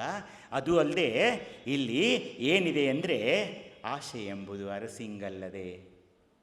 ಹೇಳಿದ್ಲಲ್ಲ ತಾಯಿ, ಶಿವಭಕ್ತರಿಗೆ ಉಂಟೆ ಅಯ್ಯ. ಹಾಗೇನೇ ಇಲ್ಲಿ ನಮ್ಮ ಲಿಂಗವಂತ ತಾಯಂದರು ಯಾವಾಗ ಸಿಟ್ಟಿಗೆ ಬರ್ತಾರಂದರೆ, ಯಾರಾದರೂ ಮನೆಗೆ ಬಂದು ಪ್ರಸಾದ ತೆಗೆದುಕೊಳ್ಳದೆ ಹೋದರೆ ಈ ತಾಯಿಯರ ಮನಸ್ಸು ನೋವುಬಿಡುತ್ತೆ. ಊಟ ಮಾಡಿ ಹೋದರೆ, ಈಗ ನಮ್ಮ ಅನುಪಮ ಬೆಳಗಿನಿಂದ ಶುರು ಮಾಡಿದ್ದಾಳೆ, ನಮ್ಮ ಮನೆಗೆ ಯಾವಾಗ ಊಟಕ್ಕೆ ಬರ್ತೀರಿ, ನಮ್ಮ ಮನೆಗೆ ಯಾವಾಗ ಊಟಕ್ಕೆ ಬರ್ತೀರಿ. ಆ ಊಟ ಮಾಡ್ಕೊಂಡು ಹೋದಾಗ ಏನೋ ಒಂದು ಸಮಾಧಾನ, ಸಂತೃಪ್ತಿ ಇವರಿಗೆ. ಇಡೀ ವಿಶ್ವದಲ್ಲಿ ಒಂದು ಲೆಕ್ಕ ಹೇಳ್ತಾ ಇದ್ದೀನಿ ನಿಮಗೆ, ಇಡೀ ವಿಶ್ವದಲ್ಲಿ ಭಿಕ್ಷುಕರಿಲ್ಲದ ಧರ್ಮ ಸಿಕ್ಕರದು. ಎರಡನೇದು ಲಿಂಗವಂತರದು. ಭಿಕ್ಷುಕರಿಲ್ಲ. ಯಾಕೆಂದರೆ ಈಗ ಇಳಕಲ್ ಮಠದಲ್ಲಿ ಬಂದು ಅವ್ನು ಕಸ ಗುಡಿಸ್ಕೊಂಡ್ರೆ ಅವ್ನು ಹೊಟ್ಟೆ ತುಂಬುತ್ತೆ. ಅಂಥ ಅನೇಕ ಮಠಗಳು ನಮ್ಮಲ್ಲಿ ಇವೆ. ಹೀಗೆ ಈ ಹಸ್ತಗಳು ಮಹಾಲಿಂಗದ ತನಕ ಬಂದ್ವಿ. ಮುಂದೆ ಸದ್ಭಾವ ಹಸ್ತ, ಅನೇಕ ನಿರ್ಮಾಯ ಹಸ್ತ, ನಿರ್ಭಾವ ಹಸ್ತ ಅಂತ ನೀವು ಆ ಪುಸ್ತಕವನ್ನು ತೆಗೆದುಕೊಂಡು ಆ ಶಿವಯೋಗವನ್ನು ಕಲಿತಾಗ ಯಾವ ಯಾವ ಸ್ಥಳದಲ್ಲಿ ಆ ಹಸ್ತಗಳನ್ನು ನೀವು ಯಾವ ಯಾವ ಗುಣಗಳಿಂದ, ಯಾವ ಯಾವ ಮೌಲ್ಯಗಳಿಂದ ಅವುಗಳನ್ನ ನೀವು ನಿಮ್ಮ ದೇಹದಲ್ಲಿ ಅಳವಡಿಸಿಕೊಳ್ಳಬಹುದು, ಈ ಮಾನವೀಯ ಮೌಲ್ಯಗಳನ್ನು ಅನ್ನೋದನ್ನು ಶಿವಶರಣರು ಹೇಳಿ ಹೋಗಿದ್ದಾರೆ ನಮಗೆ. ಶಿವಶರಣರು ಅಂದಾಗ ತಪ್ಪಾಗುತ್ತೆ. ಶಿವಶರಣರು, ಶಿವಶರಣೆಯರು. ಯಾಕಂದರೆ ನೀವು ಕೋಪಿಸ್ಕೊಳ್ಬಾರ್ದು. ಅಲ್ಲಿ 56 ಜನ ನೀವೂ ಇದ್ರಿ, ನೀವೆಲ್ಲರೂ ಇದ್ರಿ. ಹೀಗಾಗಿ ಆ ಮೌಲ್ಯಗಳಂತೇನಿದ್ದಾವಲ್ಲ, ಬೇರೆ ಧರ್ಮದಲ್ಲಿ ನಾನು ಹೇಳ್ತೀನಿ ಕೇಳಿ. Because I know English, I know Marathi, I know Hindi. ನಾನು ಎಲ್ಲ ಅನೇಕ ಪುಸ್ತಕಗಳನ್ನು ಓದಿದ್ದೀನಿ. ಆದರೆ ನನ್ನ ಧರ್ಮದಲ್ಲಿ ಕೊಟ್ಟಂತಹ ಈ ವಚನಗಳ ಮೂಲಕ ಏನು ನಿಮಗೆ ಜ್ಞಾನ ಸಿಗುತ್ತಲ್ಲ, ಅದು ಬೇರೆ ಯಾವ ಸಾಹಿತ್ಯದಲ್ಲೂ ಸಿಗೋದಿಲ್ಲ, ಯಾವ ಸಾಹಿತ್ಯದಲ್ಲೂ ಸಿಗೋದಿಲ್ಲ ಬಂಧುಗಳೇ. ಅದಕ್ಕೇನು ಮಾಡಿ ದಿನವೂ ಏನು ಮಾಡಿ ನೀವು ನನ್ನ ಮಾತನ್ನು ಕೇಳಿ. ನೀವು ನಿಮ್ಮ ಇಷ್ಟಲಿಂಗ ಪೂಜಾ ಮಂದಿರದಲ್ಲಿ ಒಂದು ವಚನ ಸಂಪುಟವನ್ನು ಇಟ್ಕೊಳ್ಳಿ. ಆ ಸಂಪುಟದಲ್ಲಿ ಒಂದು ವಚನ ತಗೊಳ್ಳಿ, ಒಂದೇ ಒಂದು ವಚನ. ಇದು ಏನು ಹೇಳ್ತಿದ್ದಾನೆ ಇವನು? ಮೊದಲು ಅರ್ಥ ಆಗೋಲ್ರಿ ಅದು. ಆ ವಚನ ಈಗ ಅವಸರದ ರೇಖಣ್ಣನವರ ವಚನ, ಅರಿವಿನ ಮಾರಿ ತಂದೆಗಳ ವಚನ, ಇವು ಸ್ವಲ್ಪ ಅರ್ಥ ಆಗೋಲ್ಲ. ಕ್ರಮೇಣ ಕ್ರಮೇಣ ಕ್ರಮೇಣ ಅರ್ಥ ಆಗೋಕ್ಕೆ ಶುರುವಾಗುತ್ತೆ. ಯಾಕಂದರೆ ಇದಕ್ಕೆ ಸೈನ್ಸ್ ಇದೆ. ಈ ಪುಸ್ತಕ ಓದಿದ ನಂತರ ಎಲ್ಲ ವಚನಗಳು ನಿಮಗೆ ಅರ್ಥ ಆಗೋಕ್ಕೆ ಶುರುವಾಗುತ್ತೆ. ಇದು ನೆನ್ಪಿಟ್ಕೊಳ್ರಿ. This is basic science. ABCD ಇಲ್ಲದೆ ಇಂಗ್ಲೀಷ್ ಬರೋಲ್ಲ, ಇಲ್ಲದೆ ಕನ್ನಡ ಬರೋದಿಲ್ಲ. ಹಾಗೆಯೇ ಈ ಪುಸ್ತಕವನ್ನು ಓದಿದ ನಂತರ ಆ ವಚನಕಾರ ಏನು ಹೇಳ್ತಿದ್ದಾನೆ, 5 ಅಂದರೆ ಏನು, 6 ಅಂದರೆ ಏನು, 3 ಅಂದರೆ ಏನು, ಅವೆಲ್ಲ ಈ ಪುಸ್ತಕದಲ್ಲಿ ಆ ಸಕೀಲೆಗಳಂದರೆ ಏನು, ಅವೆಲ್ಲ ಅರ್ಥ ಆಗುತ್ತೆ. ಹಾಗೆಯೇ ಕೊನೆಗೆ ಈ ಪುಸ್ತಕದಲ್ಲಿ ನೀವು ಶಿವಯೋಗವನ್ನು ಹೇಗೆ ಮಾಡಿಕೊಳ್ಳಬೇಕು, ಅದರಿಂದ ಹೇಗೆ ಪರಿವರ್ತನೆ ಆಗುತ್ತೆ ನಿಮ್ಮಲ್ಲಿ, ಮತ್ತು ನೀವು ಏನು ಇಷ್ಟಲಿಂಗ ಅಂದರೆ ಏನು ನೀವು ಬೇಡ್ತೀರೋ ಅದು ಕೊಡೋದೇ ಇಷ್ಟಲಿಂಗ. ಇಷ್ಟಿ ಅಂದರೆ ಕೊಡೋದು. ಆ ಇಷ್ಟಲಿಂಗವನ್ನು ನಮ್ಮ ಗುರುದೇವರು ನಮ್ಗೆ ಕೊಟ್ಟಿರೋದ್ರಿಂದ ಅದರ ಮಹತ್ವವನ್ನು ಅರಿತು ಅದರ ಮುಖಾಂತರ ನೀವೇನು ಮೌಲ್ಯಗಳನ್ನು ಬೇರೆಯಾಗಿ ಅಭ್ಯಾಸ ಮಾಡೋದು ಬೇಕೇ ಇಲ್ಲ. ಆ ಮೌಲ್ಯಗಳು ಇಷ್ಟಲಿಂಗದಲ್ಲಿಯೇ ಅಡಕವಾಗಿವೆ, ಆ ಇಷ್ಟಲಿಂಗದಲ್ಲಿಯೇ ಅಡಕವಾಗಿವೆ. ಮಡಿ ಇಲ್ಲ, ಮೈಲಿಗೆ ಇಲ್ಲ, ಏನೇನೂ ಇಲ್ಲರಿ. ಒಂದು ಕಪ್ ನೀರು, ವಿಭೂತಿ, ರುದ್ರಾಕ್ಷಿ, ಒಂದು ಮಂತ್ರ ರೀ, ಒಂದೇ ಒಂದು ಮಂತ್ರ, ನಮಃ ಶಿವಾಯ ಓಂ ಬಸವ. ನ ಅಂದರೆ ಭಕ್ತಸ್ಥಳ, ಮ ಅಂದರೆ ಮಹೇಶ ಸ್ಥಳ, ಸಿ ಅಂದರೆ ಪ್ರಸಾದಿ ಸ್ಥಳ, ವಾ ಅಂದರೆ ಅಲ್ಲಿ ಜಂಗಮ ಸ್ಥಳ, ಇಲ್ಲಿ ಅನಾಹತ ಚಕ್ರದಲ್ಲಿ ಜಂಗಮ. ಹೀಗೆ ನಮಃ ಶಿವ ನಮ ಶಿವಾಯ ಓಂ ಬಸವ ಅಂದಾಗ ಮುಗೀತು ನೋಡ್ರಿ, ಮಂತ್ರ ಮುಗೀತು, ಇಲ್ಲಿಗೆ ಮುಗೀತು ಮಂತ್ರ ರೀ. ಅದನ್ನು ಬಿಟ್ಟು ನಾವೇನು ಮಾಡಿದ್ರು ಓಂ ಭ್ರೂಂ ಭವಿಶ್ರಮ್ ಏನೇನೋ ಅದೇನು ನಂಗೆ ಅನ್ನಕ್ಕೂ ಬರೋಲ್ಲ. ಎಷ್ಟು ಸುಂದರವಾಗಿದೆ ನೋಡಿರಿ. ಬರೀ ಈ ಶಟಸ್ಥಲ ಸಿದ್ಧಾಂತ ನೀವು ಓದಬೇಡಿ. ಇಷ್ಟಲಿಂಗ ಪೂಜೆಯಲ್ಲಿ ನಿರತರಾಗಿ ಒಂದು ನಿಧಾನವಾಗಿ ನಾವೇನು ಮಾಡ್ತಿದ್ದೀವಿ ಅಂದರೆ ಹೇಳ್ರಿ, ಇಲ್ಲಿ ಕುಕ್ಕರ್ ಇಟ್ಟು ಬಂದಿರ್ತೀವಿ, ಆ 3ನೇ ಸಿಟಿ ಒಂದು ಒದರುದಿರುತ್ತೆ, ಆವಾಗ ನಮ್ಮ ಲಿಂಗ ಪೂಜೆ ಆರಂಭ. ಅದೆಲ್ಲ ಹಂಗೆಲ್ಲ ಆಗೋಲ್ಲ.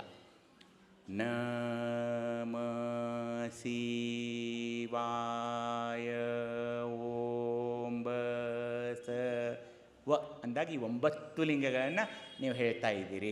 ಇದಕ್ಕೆ ಸಮಯ ಬೇಕು. ಒಂದು ಇಷ್ಟಲಿಂಗ ಪೂಜೆಗೆ ಕನಿಷ್ಠ ಅರ್ಧ ಗಂಟೆ ಸಮಯ ಬೇಕು. ಎಷ್ಟು ಹೇಳ್ರಿ? ಅರ್ಧ ಗಂಟೆ. ಮೊಬೈಲ್ ಸ್ವಿಚ್ ಆಫ್ ಆಗಿರಬೇಕು. ಟಿ ವಿ ಪ್ಲಗ್ ಇದರಿಂದ ತೆಗಿಬೇಕು, ಆ ಸಾಕೆಟಿಂದ ಆಫ್ ಮಾಡೋದಲ್ಲ, ಆ ಸಾಕೆಟಿಂದ ಪ್ಲಗ್ ಕಿತ್ತಿರಬೇಕು ಟಿ ವಿ. ಮತ್ತು ಈ ಲ್ಯಾಂಡ್ಲೈನ್ ಫೋನ್ ಇದ್ದರೆ ಅದು ಕಟ್ ಆಫ್ ಆಗಿರಬೇಕು. ನಿಮ್ಮ ಮೊಬೈಲ್ಗಳು ಮೊದಲು ಹೊರಗೆ ಒಗಿಬೇಕು, ಇಲ್ಲಿ ಕೂತ್ಕೋಬೇಕು. ಏನಿಲ್ಲ ನೋಡ್ರಿ, ನೀರು ಮತ್ತೇನು ಬೇಡ್ರಿ ನಿಮಗೆ. ನಾ ಪತ್ರಿ ಕೂಡ ಹಾಕೋಲ್ಲ, ನಾನು ಹೂ ಕೂಡ ಏರಿಸೋಲ್ಲ. ವಿಭೂತಿ, ರುದ್ರಾಕ್ಷಿ, ನನಗೆ ಗೊತ್ತಿದೆ ಒಂದು ಮಂತ್ರ. ಪ್ರಸಾದಕ್ಕಾಗಿ ನಾನು ಪುಟಾಣಿನೋ, ಒಂದು ಶೇಂಗಾ ಕಾಳೋ, ಚುರುಮುರಿನೋ ಏನಿರುತ್ತೆ ಅದು. ಯಾಕೆಂದರೆ ಅವಗೇನು ನಾನು ಕೊಟ್ಟಿರ್ತೀನಲ್ಲ ನೈವೇದ್ಯ ಅಂತ, ಅದು ನನಗೆ ಪ್ರಸಾದವಾಗಿ ಅವನೇನು ತಗೋತಾನೇನು ಪಾಪ ಅದನ್ನು? ಇಲ್ಲ. ಅಷ್ಟೇ ಇದೆ ನೋಡ್ರಿ. ಇದು ಸುಂದರವಾದ ಪೂಜೆ. ಅವ್ನಿಗೆ ಏನು ಬೇಡಲ್ಲ ನಿಮಗೆ, ನಿಮ್ಮ ನಿರೀಕ್ಷೆಯನ್ನು ಬೇಡ್ತಾನೆ. ಅವನು ನೀವು ಒಳಗೆ ಪ್ರವೇಶ ಮಾಡ್ಕೋಬೇಕು ನೋಡ್ರಿ. ಆ ಇಷ್ಟಲಿಂಗವನ್ನು ಒಳಗೆ ಪ್ರವೇಶ ಮಾಡ್ಕೋಬೇಕು. ದಯವಿಟ್ಟು ಬಂಗಾರದ ಗುಣಗಳಿಗೆ, ಬೆಳ್ಳಿ ಗುಣಗಳಿಗೆ ನೀವೆಷ್ಟೇ ಶ್ರೀಮಂತರಾಗಿದ್ದರೂ ಮಾಡಿಸ್ಕೋಬೇಡಿ. ಅದು ಬಟ್ಟೆಯಲ್ಲಿಯೇ ಇರಬೇಕು. ಯಾವುದಾದ್ರೂ ಒಬ್ಬರು ಶರಣರ ಫೋಟೋದಲ್ಲಿ ಅದು ಇಲ್ಲಿ ಬಂಗಾರದ ಗುಣಗಡಿಗೆ ಐತೇನು ನೋಡ್ರಿ? ಇಲ್ಲ.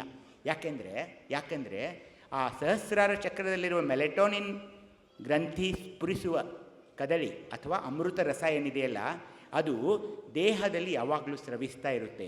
ಈ ಇಷ್ಟಲಿಂಗ ಅದು ಕಪ್ಪಾದ ವರ್ಣವಿರೋದರಿಂದ, ಎದೆ ಮೇಲೆ ಇರೋದರಿಂದ 24x7 ಆ ಇಷ್ಟಲಿಂಗದ ಮೇಲಿರುವ ನಿರ್ಮಾಯಕಂತೆ ಆ ಅಮೃತ ರಸವನ್ನು ಸದಾ ಹೀರ್ತಾ ಇರುತ್ತೆ. ಹೀಗಾಗಿ ಅದು ಬಟ್ಟೆಯಲ್ಲಿಯೇ ಇರಬೇಕು. ನೀವೇನಾದರೂ ಒಂದು ಮೆಟಲ್, ಬಂಗಾರದ್ದು ಬೆಳ್ಳಿದು ಮಾಡ್ಕೊಂಡು ಹಾಕ್ಕೊಂಡ್ರೆ ಅದು ಹೀರಿಕೊಳ್ಳೋಕ್ಕೆ ತುಂಬ ಕಷ್ಟ ಆಗುತ್ತೆ.